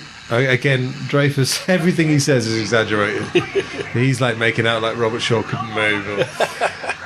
So take that with a pinch of salt. That's the thing, because that's the only recollections we get, because unfortunately poor old Scheider's no longer with us, and we don't, see too many interviews about Jaws with him, and Spielberg doesn't do that many in relation to Dreyfus. Dreyfus will, talk about Jaws at the drop of a hat most of the time. Yeah. Yeah, Roy Scheider, I think he talked a bit on the Lauren Bouzereau is the 20th anniversary one, the 2-hour one. Yeah. Talked a bit. The Robert, you see there, the water is, that looks like it was filmed months later. Somewhere cold. Yeah. Yeah. You've got blue skies, but very cold looking water. Yeah. I don't know, Chief. I don't know. He's very smart and very dumb. Yeah, see, look, there's like foggy cloud almost there. But then when they switch the camera around, it's sunshine. He's gone under. It's all in the eyes with Robert Shaw. Yeah. Well, you can, sometimes they're glazed, of course. But. That's what I'm saying. Is it because of the amount of alcohol he's had, Yeah. Keep it steady now. I got something very big. I think he used to have someone used to pick him up at the harbour or something at 5 in the morning. Yeah. And he'd already be having a top. Oh, Wild turkey was his tipple. That was it, yeah. Yeah. Getting ready to run out again. Hey, Quinn, let it go. Again, for those who've never seen the making of this, I mean, your mind will be absolutely blown. It's a miracle this is even here, I think. Yeah, exactly. It's the whole thing with the shark is the main issue, isn't it? Well, no, also because the ocean, of course, never stays the same, does it? No, of course, but the whole thing about not seeing the shark wasn't planned. Yeah. You'll know, of course, these stories of like they'd be shooting. Look at Brody with that rod, fantastic. There'd be like a regatta would go by. And it would take an hour for them to go past the horizon, past the shot. Yeah, and then they'd say, well, is it quicker to rotate everything 90 degrees and do it from that angle? Oh, amazing! Can't imagine the stress. And of course, they didn't know if it was going to be successful. This could have been a complete dud. because it didn't have any stars. Didn't have Paul. Yeah, these guys are well known, but they're not Paul Newman and Robert Redford. This is made on the back of a hugely successful paperback that one particular summer. Right. Yeah. That's the whole reason this was made. Right. Huge paperback. Let's buy the rights to it. Yeah, because one of the producer's wife was a reviewer for one of the magazines, Vanity Fair, perhaps. One of those. Something like that. I think she reviewed it, and someone said might make a good film. Yeah, might make a good film. Yeah. Here we get the comedy.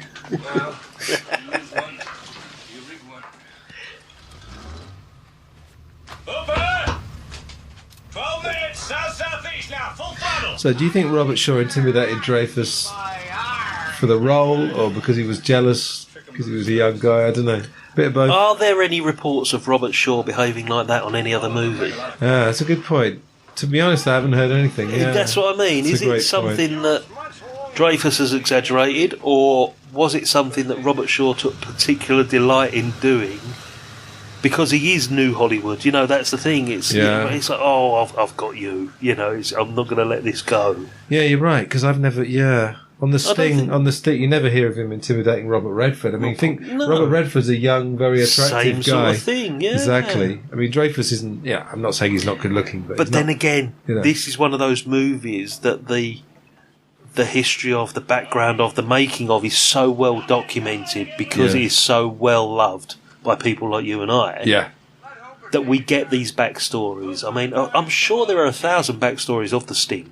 And there might be some intimidation, but we've just never been aware of it, mate. You know? Yeah. I love that aerial shot, by the way. That's brilliant, when he looks straight down on the boat, yeah. Yeah. And here, just fantastic, because you get the sort of comedy line. Again, lulled into that false sense of security now. It's like, nothing's going to happen here. Yeah. And that look on, I would have given Scheider an Oscar nomination just for that look on his face. It's one of the most famous 2 minutes of movie history. But the whole angle there is brilliant. Here we go. And that looks pretty good to me. Yeah. We always noticed a bit of chum went on the shark's head as well. But then on different versions, the angle is slightly different. I never realised this, but I had a DVD where you didn't see that, and it was weird. Is it because it wasn't in widescreen?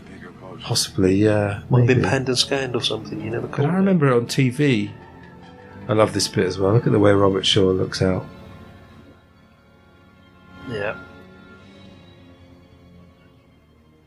Yeah, very intense guy, I think. Shut off that engine! Because even at this point, he can't believe the size of it. It's like, I'm not sure, but I think that's the biggest fish I've ever seen in my life. Yeah.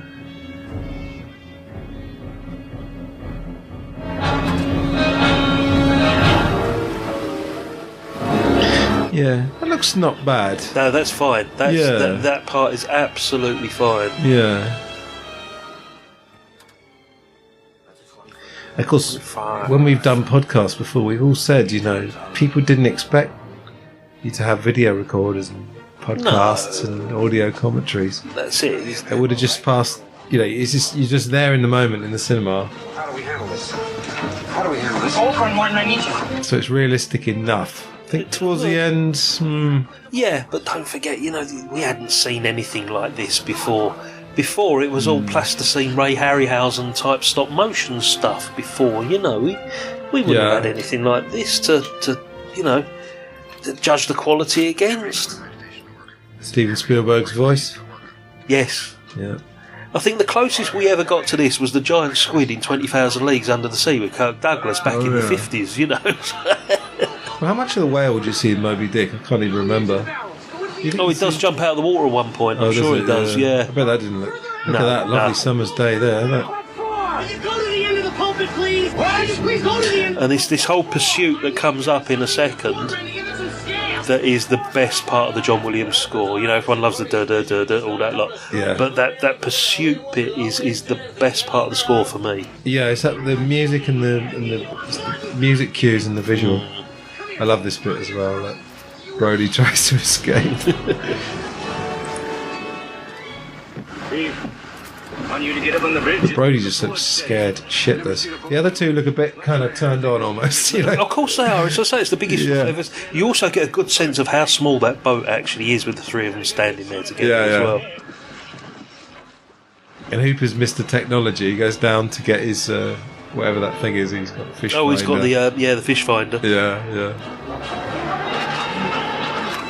And my favourite bit, sort of in relation from this to Jaws 2, is there's a scene in Jaws 2 where Brody goes in through his front door, and sitting outside his front door is one of those yellow barrels full of plants. Oh, wow. Have you not noticed that? Have you never seen that before? I don't know. I don't think so, no. Yeah, you know, they at the end, they obviously go back floating on the barrels. Yeah. He uses the barrels as plant pots in Jaws 2. They're outside his front garden. I might watch Jaws 2 again. Yeah, you see the contrast there. Lovely blue. It's a bright sunny day now, look. Yeah, but they did they did their best. But I don't take any notice of that because you get so lost in the moment in this particular sequence. That's it, yeah, you're sucked into the story.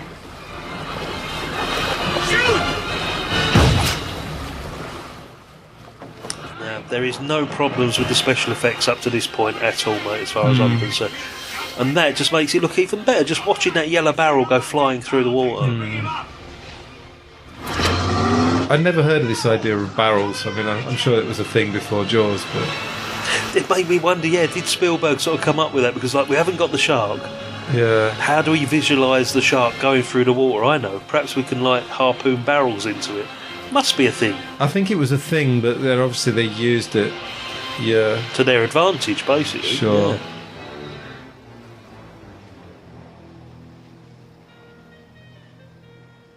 Yeah. Looking into the camera is great. It's just such a tricky thing to have an actor look in the camera. Because you don't want to throw them out. Yeah, and I love that particular shot of Quint on the end of the boat there. Yeah. I had that as a screensaver. A little bit of trivia here. This is not the three actors. Right, I can believe that. This was the very last shot, and Werner Fields, the editor, directed this. Thanks to Jamie Benning for that. The filmumentary guy. But I just love that shot. We've got one barrel on him, so we stay out here till we find him again. Yeah, but we could radio in and get a bigger boat out. Still on about the bigger boat. That was Roy Scheider's line, wasn't it? Look at that, that's marvellous. That is just beautiful cinematography.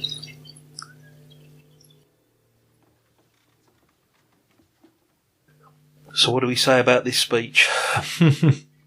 Everything's been said about this speech, mate. It was written by about 3 or 4 different people in the end, wasn't it? Who knows? Was it John Milius? Was it Robert Shaw? Was it Spielberg? Was it... Everybody's claimed it, haven't they, at some point? Yeah, there's a bit of Howard Sackler, who was something to do... Was he the Great White Hope?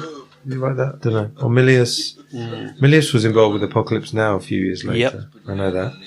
And Shaw definitely wrote some of it, and then Spielberg, I think so. Whoever wrote it doesn't matter. Because what you get is it about 90 seconds to 2 minutes almost of a monologue that is just captivating. And watch Dreyfuss's face. I mean, again, that's not acting. Later on, when he's doing the speech. Yeah. He's totally into it. And of course, it was done over 2 days, and Shaw was roaringly drunk. Yeah. And rang up Spielberg at 3 a.m. and said, "Oh, did I make a complete fool of myself?" And he said, "Oh, don't worry, we'll do it tomorrow." Spielberg comes across as quite a nice director. I don't know what he's like now. Maybe he's got more power, but yeah, at the time, I suppose he doesn't want to put foot wrong, does he? Back in 74, 75, yeah. I feel like he would be genuinely quite easy to work with in those days. He comes across as a really nice guy, doesn't he? That's the thing. Yeah. So now they bond, one's the technology guy, one's the old school fisherman, but they both got some nice injuries there. And Brody's, is it an appendix guy, Brody's got? Yeah, he looks down, doesn't he? Like, I'm not going to bother. Look at that food. I'm going to drink to your leg. Look at that food.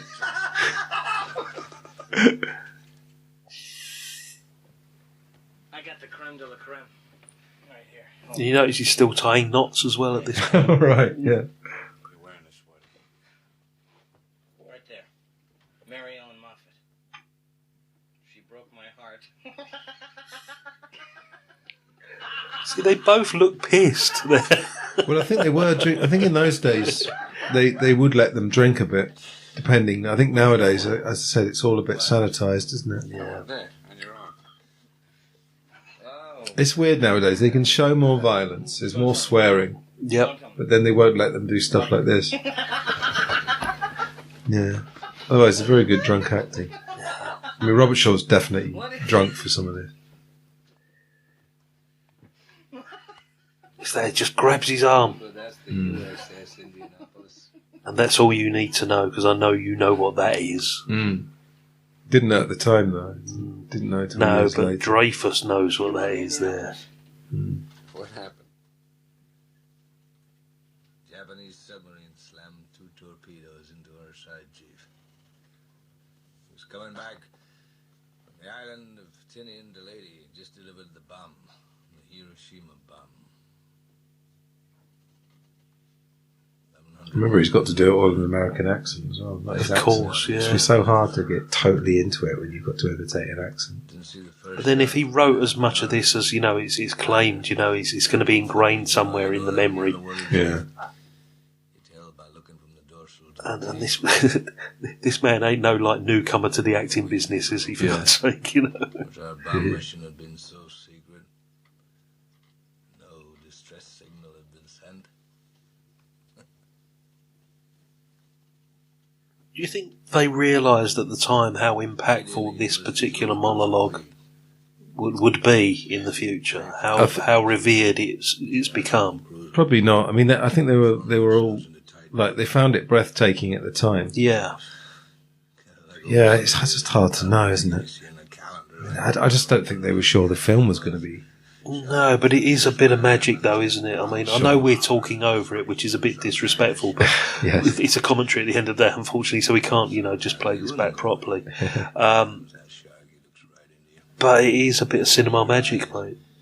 Well, at least it's available, isn't it? Even if people don't have the film, you can surely watch this scene.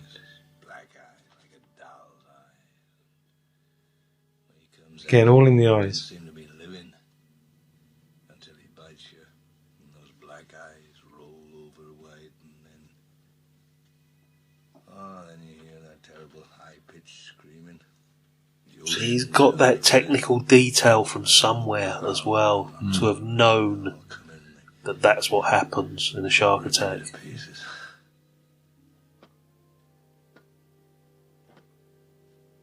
Nobody in that first dawn. Lost 100 men. Quite long as well, because as we were saying, there's no fat on this film. Maybe 1,000. Not to say that this is that, but it's by far the longest Single speech, isn't it? Yeah, throughout the whole movie? single, even static little scene. Yeah, Richard Dreyfuss is well into it. He seems different without his glasses as well, doesn't he? Yeah. He looks sort of less bookish and less technical.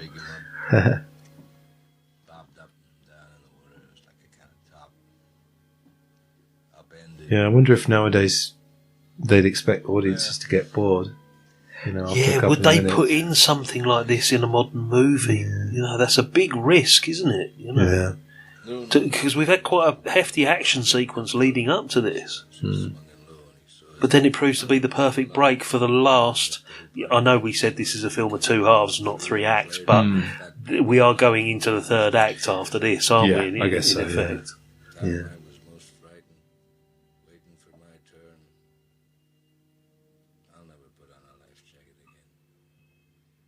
Did you ever notice on TV they would cut bits out of this speech? No, of the whole film.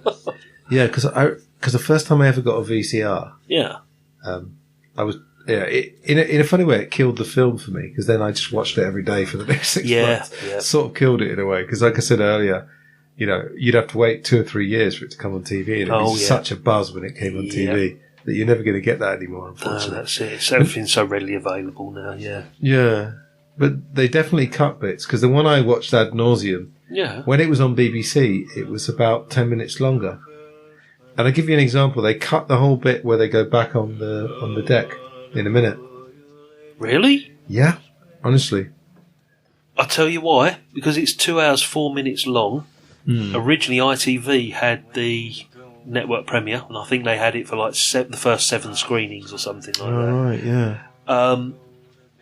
Back then, ITV had news at 10. And what they would probably do was start this at 8 o'clock, take out the ad breaks. You've got a 2-hour, 4-minute movie. You've got to trim a little bit somewhere in there, haven't you, I suppose? Yeah. Would that have been the reason? I don't know. Because weirdly enough, I can still remember the bits they trimmed. Yeah, isn't it weird that, you know, as teenagers in the 80s or whatever, you know, you've got versions that you're familiar with. Yeah. That when you watch them as like official DVD, Blu-ray versions or whatever, it's like, well, where did that come from? You know, it's just like, that's not what I'm aware of before. Look at that slop they're eating, by the way. Got some beer That's going. probably one of the cans, isn't it? Yeah, yeah.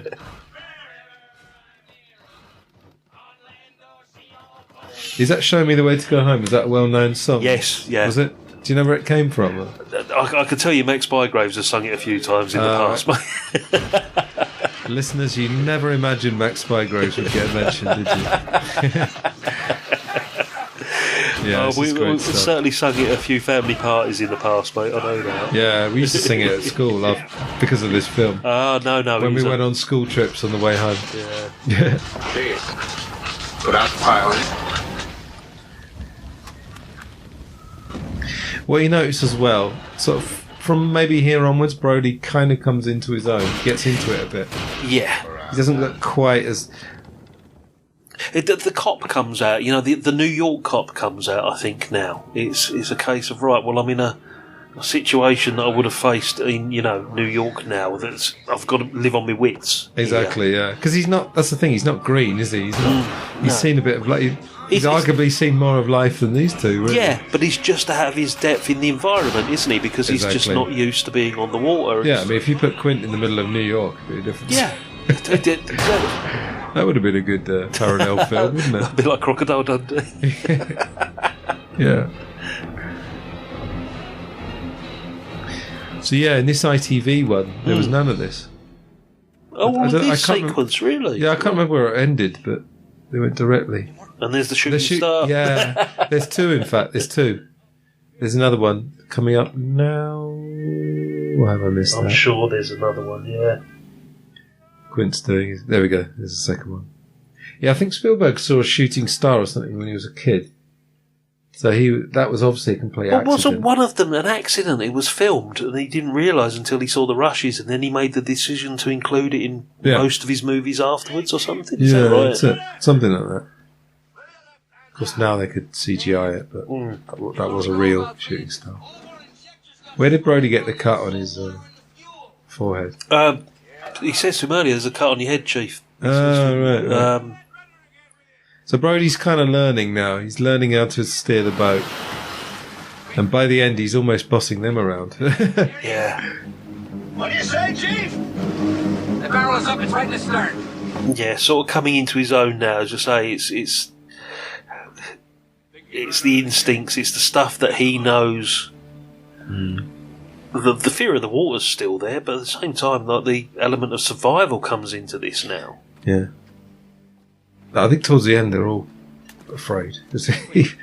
Even if you're a fisherman, yeah. Like I say, this is a very small boat. Yeah.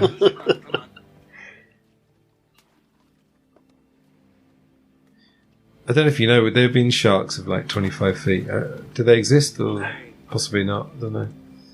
Do you know what? I think this was a bit of an exaggeration. Right. I think since then they may have found something at that size. Right.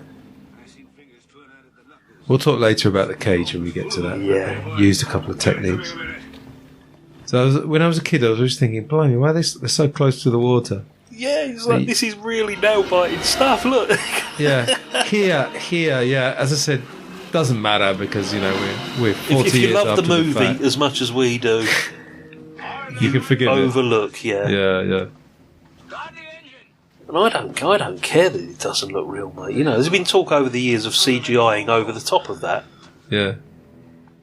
Well, my friend used to say, you know, you go into the cinema to watch a horror film. Yeah. Which part of that's real? You're in a fucking cinema. What's realism got to do with it, really? This is great as well. Excuse me. So you hear Brody, see? He's just as angry. You're certifiable, Quint, you know that? Certifiable! Surprised no one had the idea of like doing Brody the New York years. You know, some sort of prequel. Oh, a bit like they did Prime Suspect 1973 or whatever it was when they went back in time.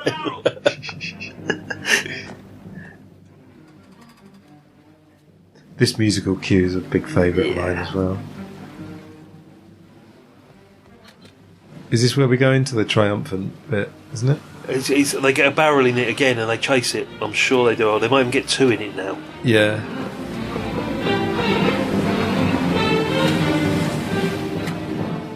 But yeah, the more I think of it, I mean, great film without the music, but I suppose you could say the same about Star Wars. Or that's what I said. like Spielberg and Williams go together hand in hand. I mean, imagine Psycho without that score. Yeah. Difficult. So yeah, I mean, this is seafaring music. Very E.T.-like as well. You can always recognise a John Williams score, same as you can always sort of spot a John Barry or someone like that. You know, yeah. They have their own specific techniques and their own favourite instruments. Yeah.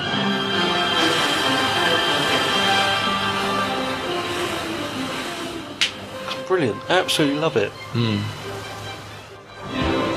And watch here, Brody gets a bit worried, and then there's a shot of him, and he gets well into it. I think this is the point where he's kind of getting into it. It's the point where he thinks we could actually win here. Yeah, and this is even quite exciting. Yeah, you know, we've got a barrel in it, we're chasing it, we're at the same speed, we're going to get another one in a minute, hopefully. You know, he's like, do you know what? Quint knows his stuff. Yeah, he might be a bit of a fruitcake, but yeah. He knows his stuff. And the angle there, I love that. That is great, isn't it? Yeah.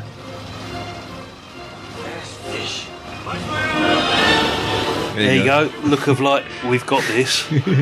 I'm into this. This is more fun than sitting in a course. And they're all into it.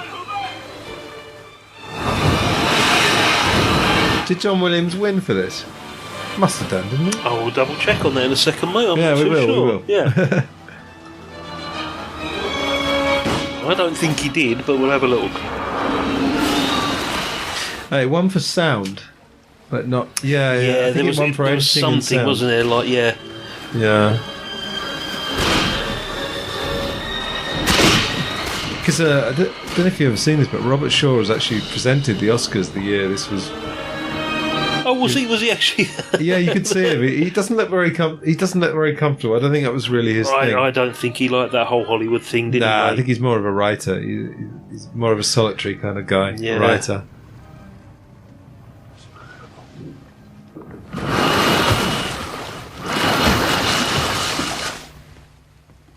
They're up again! Now what?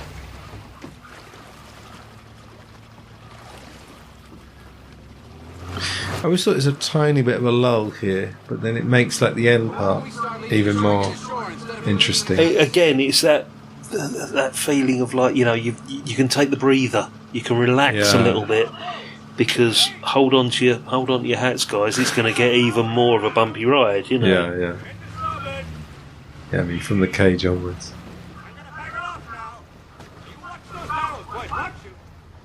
And when we used to watch as a family, we always thought there was a sort of Brody and Hooper are a tiny bit bumbling. You know, this bit where Hooper gets caught up in the rope. That's the way we always used to, because we used to laugh at it. You know, we thought I used to be scared witless when I was a kid. Oh, what, the cage bit? Yeah. Oh, yeah. But what's here? Like, we always thought, Brody and Hooper, it's a bit kind of Lauren Hardy almost. Yeah, Keystone Cops, I was going to say, but something like that. Yeah.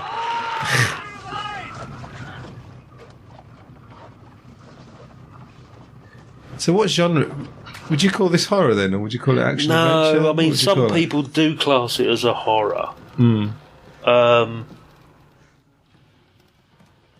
It's almost unique. It's drama, it's thriller, it's a great feature film at the end of the day. Who knows? I don't know how you'd actually define this, mate. I think Carl Gottlieb called it action adventure. Yeah. That's what they were going for. There we go.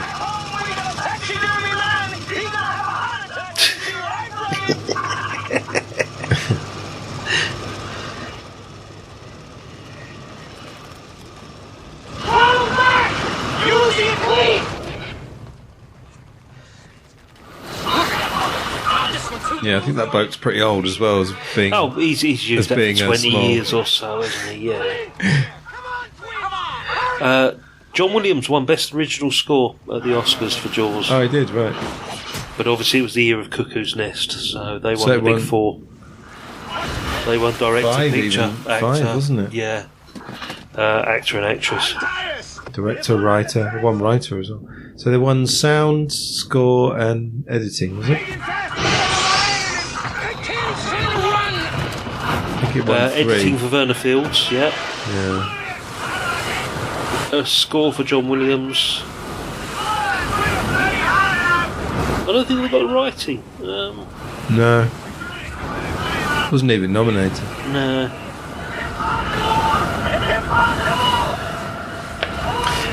I think there's always been a bias. I mean, comedies very very rarely get any Oscars, and I think something, if it is classed as action adventure, they probably don't take the writing seriously. That's the thing. I mean, the 60s was quite unique in Hollywood history that 4 musicals won Best Picture in the 60s. And it's this real transition period that we always talk about, mate, when we're chatting about from old Hollywood to new Hollywood, that late sort of 67, 68 going on into the 70s. Yeah. Where the studio system is collapsing and, you know, guys like Coppola and, you know, we talk about this, you know, the Raging Bull period. Yeah. But it's weird because comedies very rarely get a nod. Musicals very rarely get a nod now. You know, La La Land and sort of Chicago probably sort of spring to mind recently. But then again, Chicago, that's 20 years ago when you think about it. Yeah. Comedies, Annie Hall, you know, in the 70s, probably the last great comedy to win Best Picture. Don't know, is it? Yeah, I suppose that had a bit of drama to it, wasn't it? It wasn't pure comedy. Yeah, just for the listeners, at the end we will talk about our film podcast. So Scott and I have worked together quite a few times. And we talk about this Easy Riders Raging Bulls because it was actually a book by Peter Biskind. Yeah. And it was a time from roughly, I'd say it's from about Bonnie and Clyde to about Raging Bull. Arguably Heaven's Gate, I'd say. Heaven's Gate, 1980, yeah. That was the one, really, wasn't it? Yeah. Just this time of, sometimes they call it New Hollywood, Hollywood New Wave, where, like I say, it was the first sort of flush of film school graduates. Yeah, so basically, yeah. Spielberg, Coppola, Lucas, Scorsese, De Palma, etc. Yeah, I mean, I've just discovered Flickchart. I'm sure some people listening have heard of that. Oh, you were telling me about this the other night. And I've actually managed to rank all my films. It's about 1,450. And so many of the top 30 or 40, predictably enough. There goes the shark again. Again, looking realistic enough. That's fair enough. Yeah. It's good when it's flowing through the water. It's not quite seen. So. When it comes out of the water is the problem. Yeah. Notice the shore in the background. Can you see there? Yeah, they are very close, actually. Yeah. But they do say that we're leading the shark into shore, don't they? I think he says it now. Yeah, they go to the shallows. Yeah. So they get away with it there. Yeah. Yeah, it was an amazing time for films. You know, I mean, I love. There we go, very close to shore, in fact.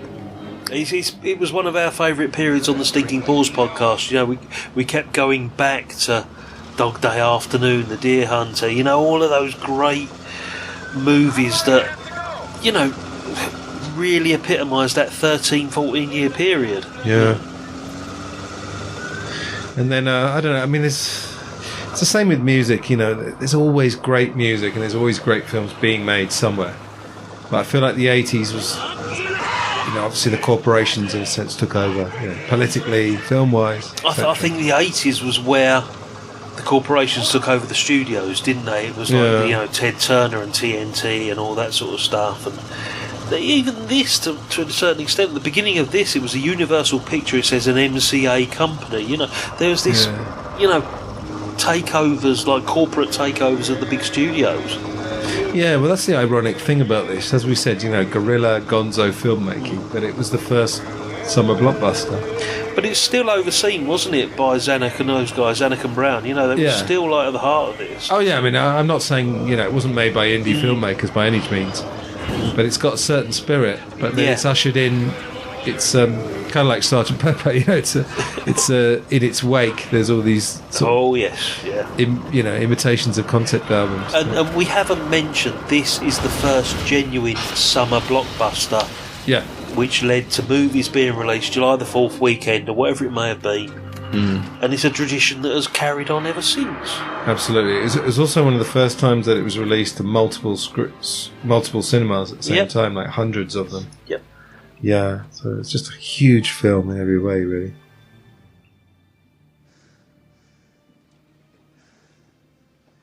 So yeah, we've just been talking about other stuff because there was a... Well, I wouldn't even call it a lull, really, but it wasn't really. That wasn't a lull at all. That was the pursuit sequence. So the shark starts following them, yeah. Yeah, we've lost the barrels now. It's okay. It's your turn, Mr. Hooper, sort of thing. yeah. We'll try your newfangled technology. Yeah. Yeah. There's 3 foot of water in the Orca at the moment. Let's see what you've got. Yeah, this was cut out. When I was saying when I watched it on ITV. Just these little bits. The one-eye video. Here, yeah. And that as well. I remember I'd never seen that. Never seen the boat half sunk. Yeah. Because they had a second Orca, didn't they? Yes, there was 2 boats. Yeah. This was just after they got sunk because Dreyfus said Robert Shaw started to dress very neatly, and I always noticed that. How neatly with his top button done up. I think it's because he thinks, there is a chance I could die here, so I've got to look my best. Yeah.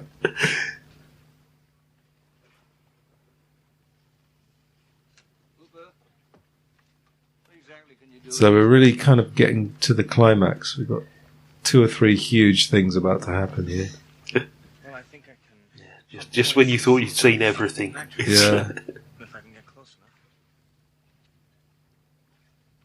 We'll talk about. Has Quint got Quint on his jacket now? He has, hasn't he? Has he got it written on there? You see when his hand goes down there. If I can get him close There's something on his. Quint. Yeah. It's definitely got QU there. You got any better suggestions? So we get like another brilliant musical part here. They're setting the cage up. Like a little montage sequence almost. Yeah. They're like the equivalent of music videos. It's basically just like trying to disguise the passage of time a little bit. Yeah. But as we said earlier, I always notice this Brody kind of knows what to do now. He knows how to set the cage up. Yeah, it's like, I'm part of this team now. It's 3 of us now. That's the thing. Yeah, he's got his top off there for the ladies. He's got his jeans on as well. He hasn't got his rubbers on anymore. Here's a compressed air. Another bit of foreshadowing there. Cooper's got his wetsuit.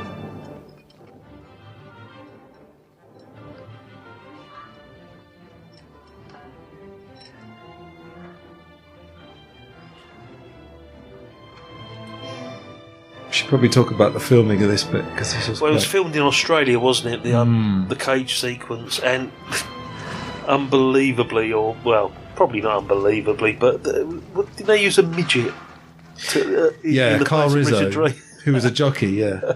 Well, they actually have a model for some of them, like a little doll. Yeah. For some of them, obviously to accentuate the shark. They had this guy Carl Rizzo, and they said, "Oh, would you mind going in a cage with a massive shark?" And he's like, "Well, I'm a jockey. I don't like the water." Have you seen Blue Water, White Death? Yes, a long time ago. Oh, very good. Yeah, recommendation for the listeners. Yeah, there. proper vision of what actually goes on underwater. Yeah. Oh, it's fantastic. But what actually happens here genuinely happened, didn't it? There was a shark that attacked the cage and then gets caught up. Yeah. In the rope mechanism. And then just goes mental. So presumably, I don't know if you know, was Hooper supposed to die? Perhaps he was. Because he dies in the novel, doesn't he? Yeah, that's what I'm thinking, because they've got this footage that's been filmed halfway across the globe, down in Australia. Yeah. And who's actually decided that, well, do you know what, actually he could get away from this because the cage has been thrashed to pieces. Exactly. That's not Richard Dreyfuss, by the way. No, you can see in the eyes in that. Yeah, just about get away with it. If you're watching it for the first time, you wouldn't notice, would you? So let's see if we can talk through this. I mean, is that a real shark? Let's have a look. That one isn't. I'll tell you when it comes up. That's not Dreyfus either. That's a real shark. Yeah. There, that one. And it does. They got the size pretty. It's not bad. Yeah. They got the size pretty good. That's a real shark again swimming away. Yeah, that's real. So when the shark attacks the cage, it goes absolutely mental. That's a real shark. Yeah, this is the footage. It was a husband and wife team, wasn't it? Like wildlife Ron and Valerie photographers. Taylor. Yeah. Yeah. I mean, they were in this Blue Water White Death. That's where I knew them from, apart from this. Yeah. So again, it's almost like it all goes wrong. Like he gets rammed in a sec. Here we go.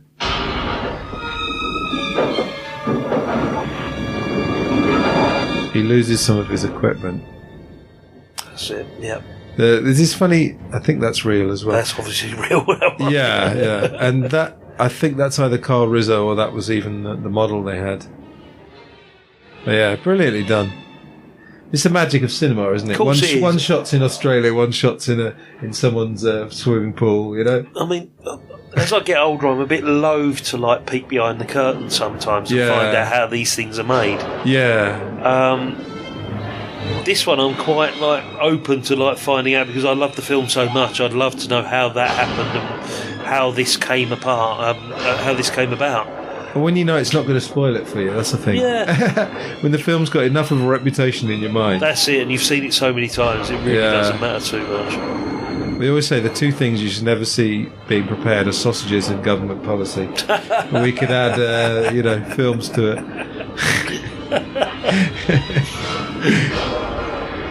I mean, they're taking a chance here because that shark has got very, very close. A bit unbelievable that yeah, but what's real and what's not here? Hang on, it's very clever because I'm still trying to work out that's not. That's not, no.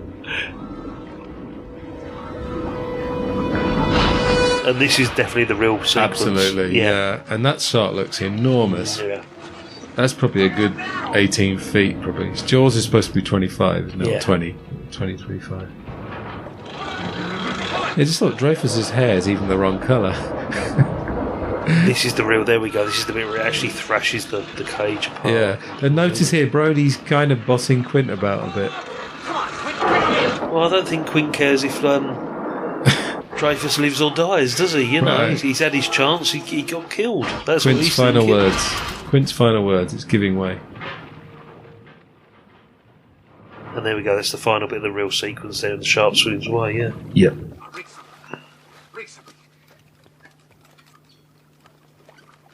Got it? All right. It's coming. Yeah, let's see if Quint looks upset. Lower. Because obviously they think Hooper. Quint doesn't look too bothered. Brody looks genuinely quite upset. Here we go. This is the bit I was quite surprised for a PG. That doesn't look too bad. That didn't look too bad. The long shot's not so good, but that looks okay. Yeah. Look at that, wow. As I say, as a 10, 11-year-old boy watching this for the first time, I was petrified, mate. Well, there's a great quote. I'll get to it right at the very end, but there's a great quote from Spielberg about how they actually killed the shark. Some brilliant outtakes of Robert Shaw here, eh? With a mouth full of blood. And yeah. oh, God, that scream. Oof. See, for a PG, I don't know, that's pretty... Exactly, yeah. How did they get away with a PG? That's shocking, and then the blood in a minute, if you watch. But that screaming, I mean, that's real... that's pretty authentic. Not to say that happened. But, so now we've got the huge irony in a way. We've got the aquaphobic guy who was completely out of his depth, and he's the only one left now. Because he's the everyman at the end of the day, isn't he? And that's the thing, he's very near to shore. Okay, so there's no reason for this shark to be attacking, because he's eaten twice, apparently. Yeah. We think. Yeah. Yeah, why is it still hungry? Yeah.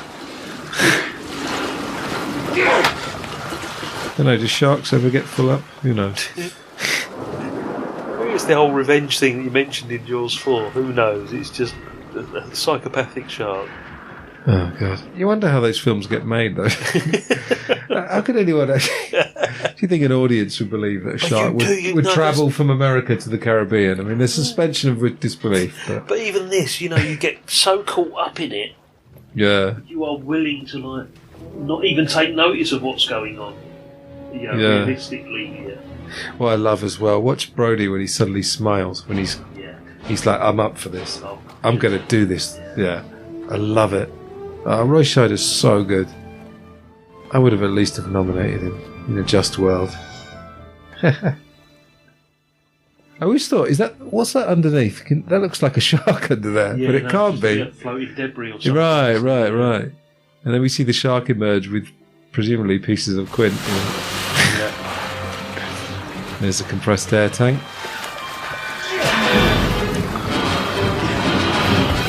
That flesh doesn't look very real, but anyway, we'll let them off.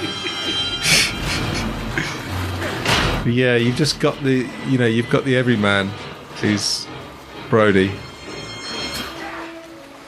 And of course this end is just wonderful. Yeah, in Jaws 4 they intercut, don't they? Jaws 4 they give the shark an electric shock or something. That's it, yeah. Absolutely ridiculous. Look at that fin there. It gets electrocuted as well, doesn't it? Oh, that's Jaws 2, yeah, sorry. There's some weird sonar machine they use. Anyway, let's not talk about Jaws 4. Yeah, what a fantastic ending. The music. Oh, 1-on-1, man against beast. Yeah.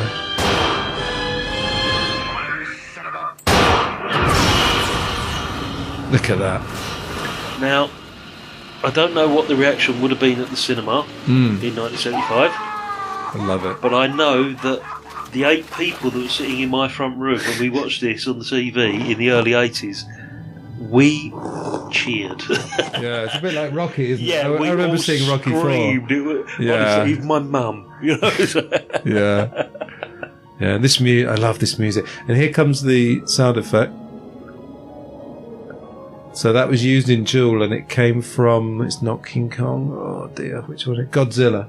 Came from Godzilla. They used it in Jewel, and they used it in Jaws, because he realised that Jaws was kind of... A parallel, yeah. Yeah, parallel, yeah. Exactly.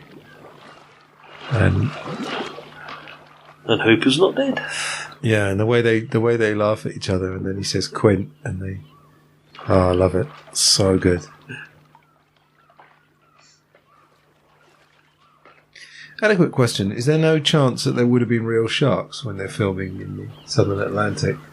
Surely, like, warm water. I doubt it would have been a minimal risk. I think so, yeah. Don't know. Yeah.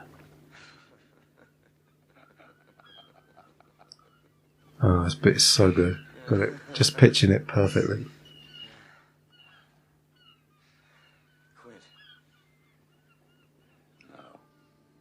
And thank God they didn't have Quint popping out of the water. You mentioned that? I'm not dead. Or coming out like Ben Gardner. Oh, God. Yeah. So, we've reached the end.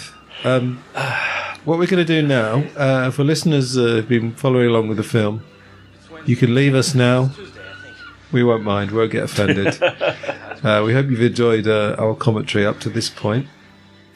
As the credits are coming up, in case you are going to leave us, we're just going to talk quickly about our podcast. So I've got 3, in fact, but the relevant one is Film Gold. So, Scott, just tell us about your 2 film podcasts. Probably the most relevant one will be Stinking Paws, which covers any other movie, everything, Hollywood's golden age right through up to modern age. Real Britannia, which is the British movie podcast, REEL Britannia.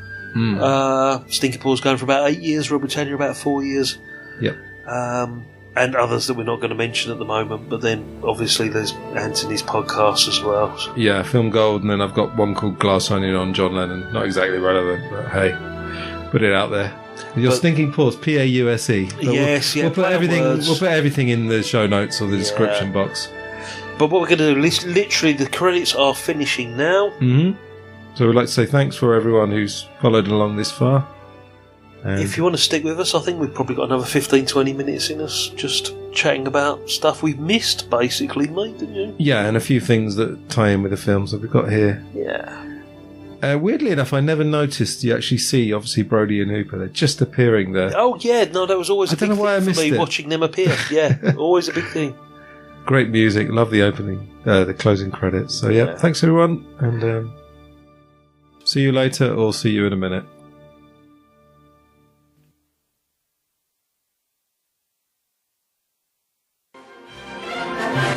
All right, so a bit of extra here. We're just going to go through some things related to the film. So, books.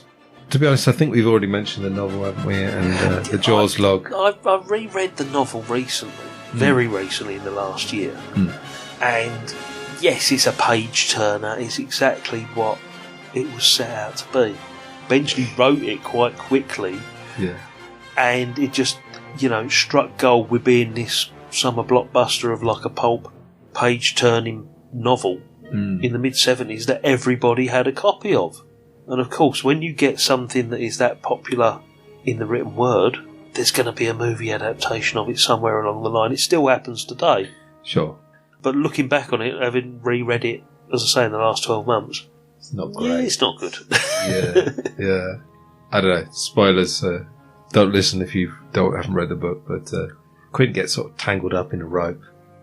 I must say, there's a lot of differences. Actually, there is quite. We haven't mentioned the differences between the novel and the film. I think we mentioned Hooper and Ellen Brody have an affair.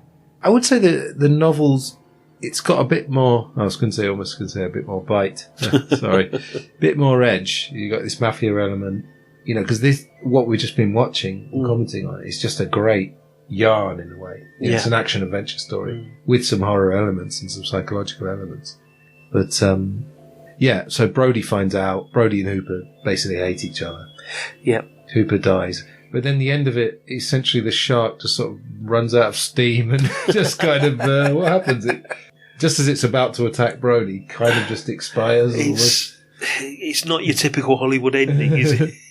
Yeah. Oh, yeah, sorry. The thing I was going to say about the compressed air tank. I think Benchley said to Spielberg, that's ridiculous. A shark wouldn't bite down. And Spielberg said, if I've got them for 2 hours, they're going to believe it. They're going to believe it. That's it. Yeah, very famous quote from him. Yeah, love it. So it's suspension of disbelief. Yeah. As we were saying, if you want real life, why are you going into a dark room watching a film? Exactly. Yeah. All right. So, books really, the Jaws log, as we said earlier, highly recommended. Definitely the Bible. You've got a couple of other ones. Antonia Quirk, is that her name? I'm just looking here. And Nigel Andrews on Jaws. I had to flick through that.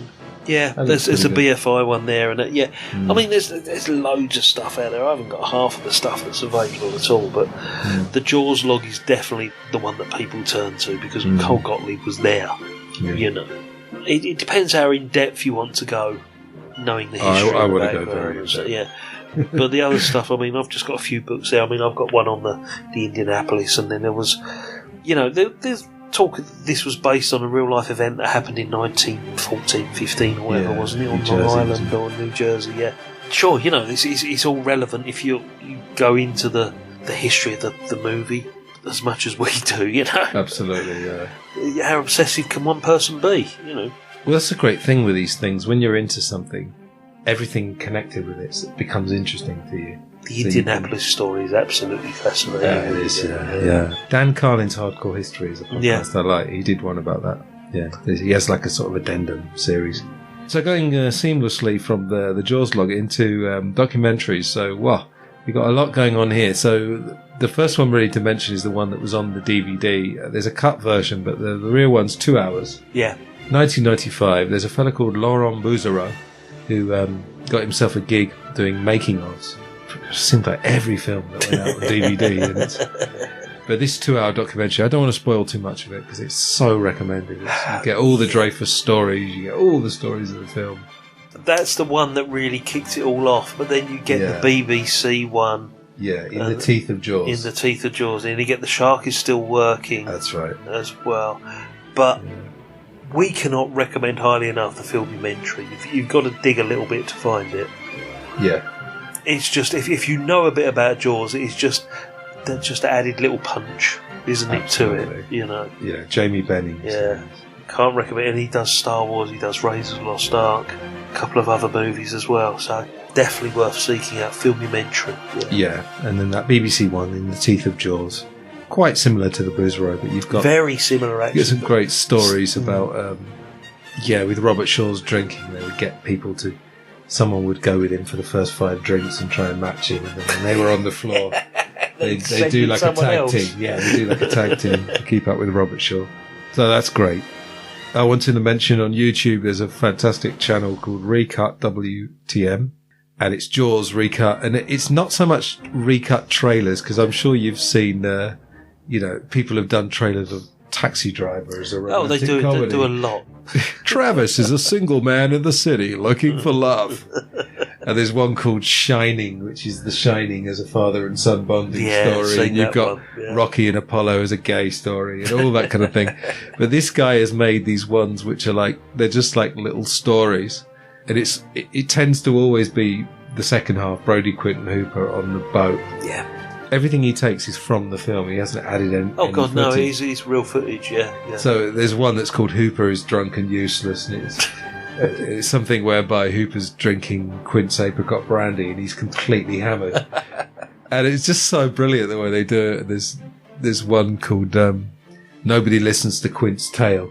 So you see Quint doing the Indianapolis. And by cleverly using shots of Brody and Hooper and just not listening to it. They can't be going on and on. Yeah. Quint's going on and on. They're like, yeah. Very funny. What was the other thing? The sequels. I think we've talked about Jaws 2, and we'd say that's okay. Jaws 2 is passable. Because it's got Scheider, of course. It's totally acceptable as a sequel. Can see why they did it. Okay, it's never going to reach the heights of the first one. It was just a done thing then, You get a box office success, people want to see more. Sure. But then when you get to Jaws 3, I think the selling point of that was the 3D element of it, which is absolutely pitiful, some of the stuff that goes on there. Yeah. And despite all its flaws of Jaws 4, for me personally, because Michael Caine's in it, that lifts it up a notch. Yeah. And I really totally ignore that whole, the shark is, travelling from halfway across the world to, exact its revenge. Yeah. It's not a bad little movie when you ignore that part of it. Is it so bad it's good? It's one, even then, I don't think it's... I think people have just latched onto the fact that it's not a good movie. Right. Yeah. It's got that reputation, Yeah, I think with Jaws 2, I think one podcast I was listening to said they made a good move. They made the kids so annoying that you wanted them to be eaten. You wanted them to die, yeah. No, but that's got enough for the magic. Again, I would have tried to get Richard Dreyfuss in on that. I think that would have worked well. Yeah. Actually, in Jaws 2, you get a bit more drama because Brody gets fired, and I like all that stuff. There's a great scene of him, again, he's drunk, doing some brilliant, understated drunk acting. And again, it's all to do with this, the local council and all that, because we still see some of those characters come back. So there is this continuation or the continuity going through. Sure. And in that respect, it is a genuine sequel, Yeah. It does seem to work in that case. Sometimes you get sequels that are just sequels in name, with no real link to what's gone on before. So... No, I'm quite happy with Jaws 2 as a sequel. Jaws 2 is reasonable, yeah. Jaws 3, Jaws 4, worth watching if you've never seen them, I suppose.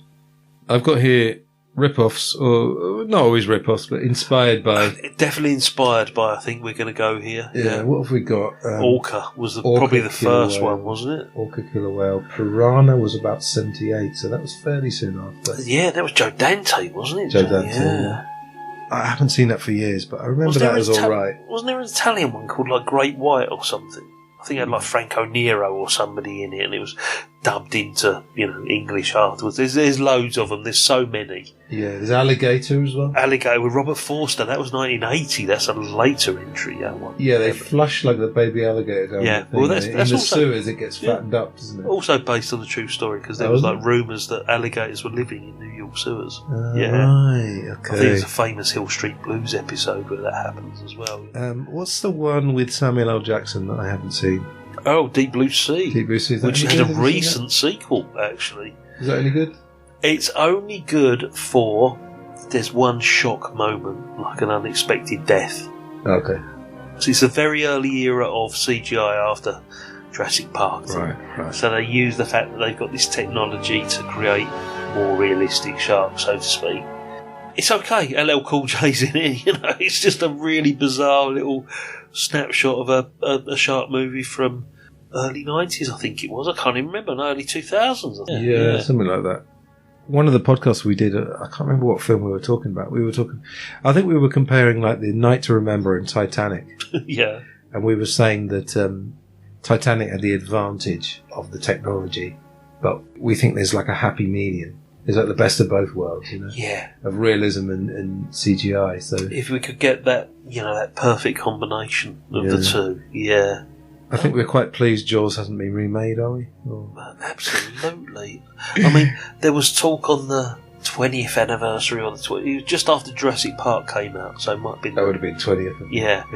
And they thought, oh, we've got this technology now. Let's CGI a shark over Bruce. And happily that, you know, got knocked down quite quickly, you know. I mean, call me a purist, but what we just watched, I mean, it's not perfect in the sense that you can nitpick, but it's perfect in one sense. It's a perfect action. It's perfect action adventure story. Yeah. Absolutely, perfect entertainment, mate. All right, and then the only other thing was deleted scenes. So I think we've already mentioned a couple of these. Are there any that you think should or could have been in the film? Or? I've got a favourite. Go on. Which is the piano wire. Oh yeah, tell us about that, because we mentioned that. But and this must have been designed to have been inserted just before Quint turns up at the council meeting and scrapes his fingernails down the blackboard. Yeah. And we see him pull up in a truck and he goes into the music store and there's this poor little kid trying to play a clarinet. Yeah. And I think it's Ode to Joy. Yeah. She's in one of the Beatles films, isn't it? And he's a regular customer there and he goes in and he gets his piano wire and it's like, you know, if that was inserted in the film, you'd be thinking, well, why is that guy buying piano wire? And then it becomes obvious that that's what he uses to, you know, put on the fishing reels. I'd have loved for that to have been still there, but, you know, if you look at the documentaries, there's alternative cuts of certain scenes. You look at, like, the photos that were taken on set and you think, oh, was that included before? I mean, one of the big ones that wasn't included was when the guy in the pool, or the pond as they call it, gets his leg bitten off. Yeah. There's a scene of him actually being taken in the jaws of the shark and pulled under the water, you know. Carrying Brody's son. Carrying Brody's son, so we don't actually see that. But, as we said, 2 hours, 4 minutes, how much of a movie do you want? Yeah. We've got a perfect movie for me. I think so, yeah. Perfect in what it is, you know. I think the piano wire, I think if that had come before the blackboard, sorry for saying something so obvious, but the impact of the blackboard, you know, fingers on the blackboard, like you said, it just wouldn't have been the same. So yeah, without that, he's the perfect introduction to a character. He's one of my favourite introductions of a movie character ever. Yeah, I think what you could have done, this is, I don't know if it was a trope then or it's certainly a trope now, you could have had the bit where you see his van and perhaps see him, a back shot of him walking in. That might have worked with his little helper. Yeah. Because you're not seeing his face. I think it's just this air of mystery, you know, you've got this really great introduction of like, hang on a minute, who's this guy? Where is he? Because we've had no indication of him up to that point. Right. And it's like, mate, that's Robert Shaw. That's great, you know. No, I've got no problem with that whatsoever. Yeah. And of course he was hot then, wasn't he? Because of the Sting. And I suppose Pelham 123 wasn't a big film, but although I love it. But Sting was a huge film. Yeah. Zanuck Brown. All right, final thing before I let you go, let us go, let the audience go. Is there any meaning? Is there anything we can take from Jaws? Does it teach us anything? It just teaches us that, you know, despite all the pressures and the problems that life may throw upon you, you could still come up with something absolutely amazing. But you can rise above yourself, let's exactly, say. And if you learn to adapt. Yeah. Because I'm convinced to this day that is not the movie that Spielberg intended to make. Oh, sure, I don't think so. I think nature and fate stepped in with the fact that the mechanical shark didn't work and all these problems that are quite well documented. Sure. I think that Spielberg's original vision was completely different, and if he probably stuck to it, might not have become what we've got now, and I don't think he would have, progressed to being the director we know and loved. Yeah, very possibly not. Yeah, I think it would have been a good monster film, but it wouldn't have that. It would have been one of those 70s. Oh, it's that shark film from the 70s. Yeah. Oh, it's that Michael Caine disaster movie with the bees. It's one of those. It will just be tucked away amongst that lot.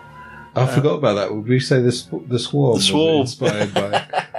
I mean, that is terrible. If you try and defend that, then. But that's what I'm thinking. It would get tucked away amongst those sort of disaster movies almost. Oh yeah, I suppose. Yeah, Towering Inferno and all those. Yep. Yeah, but massive recommendation of the film Duel. If people haven't Great seen film. that, Absolutely. Really good. Yeah. And that's like only an hour. I think it's an hour 10. Hour 15, I think. Hour Because it was, 15, right. TV movie with adverts. So cut down to around 15 or so. Yeah, and the famous line, which was Roy Scheider's line, "We're going to need a bigger boat." Carl Gottlieb said it's sort of a metaphor for the insurmountable problems, but I think really that although the shark is in some ways the main character, I think the Brody story, the everyman story, out of his depth, adapting to his surroundings, I think it's actually quite inspiring. It's my favourite part of the film when I look back at it now. Yeah. And it does play a central part of the whole story. And I'm upset he didn't get an Oscar nomination, but who cares? I don't want to end on a negative note. Great movie. If you haven't seen it, bloody watch it. Yeah. So I hope you've enjoyed this, everybody, if you've stuck with us on this extra part. And just one more time, our film podcast, mine is Film Gold, and Scott's are The Stinking Paws, Pause, and Real, RWL, Britannia. So final thank you to Scott. Yep, cheers mate. Thanks, absolutely fantastic afternoon. Loved it. All right. And we may well do audio commentaries in the future. So all the best from us, and goodbye. Cheers, bye.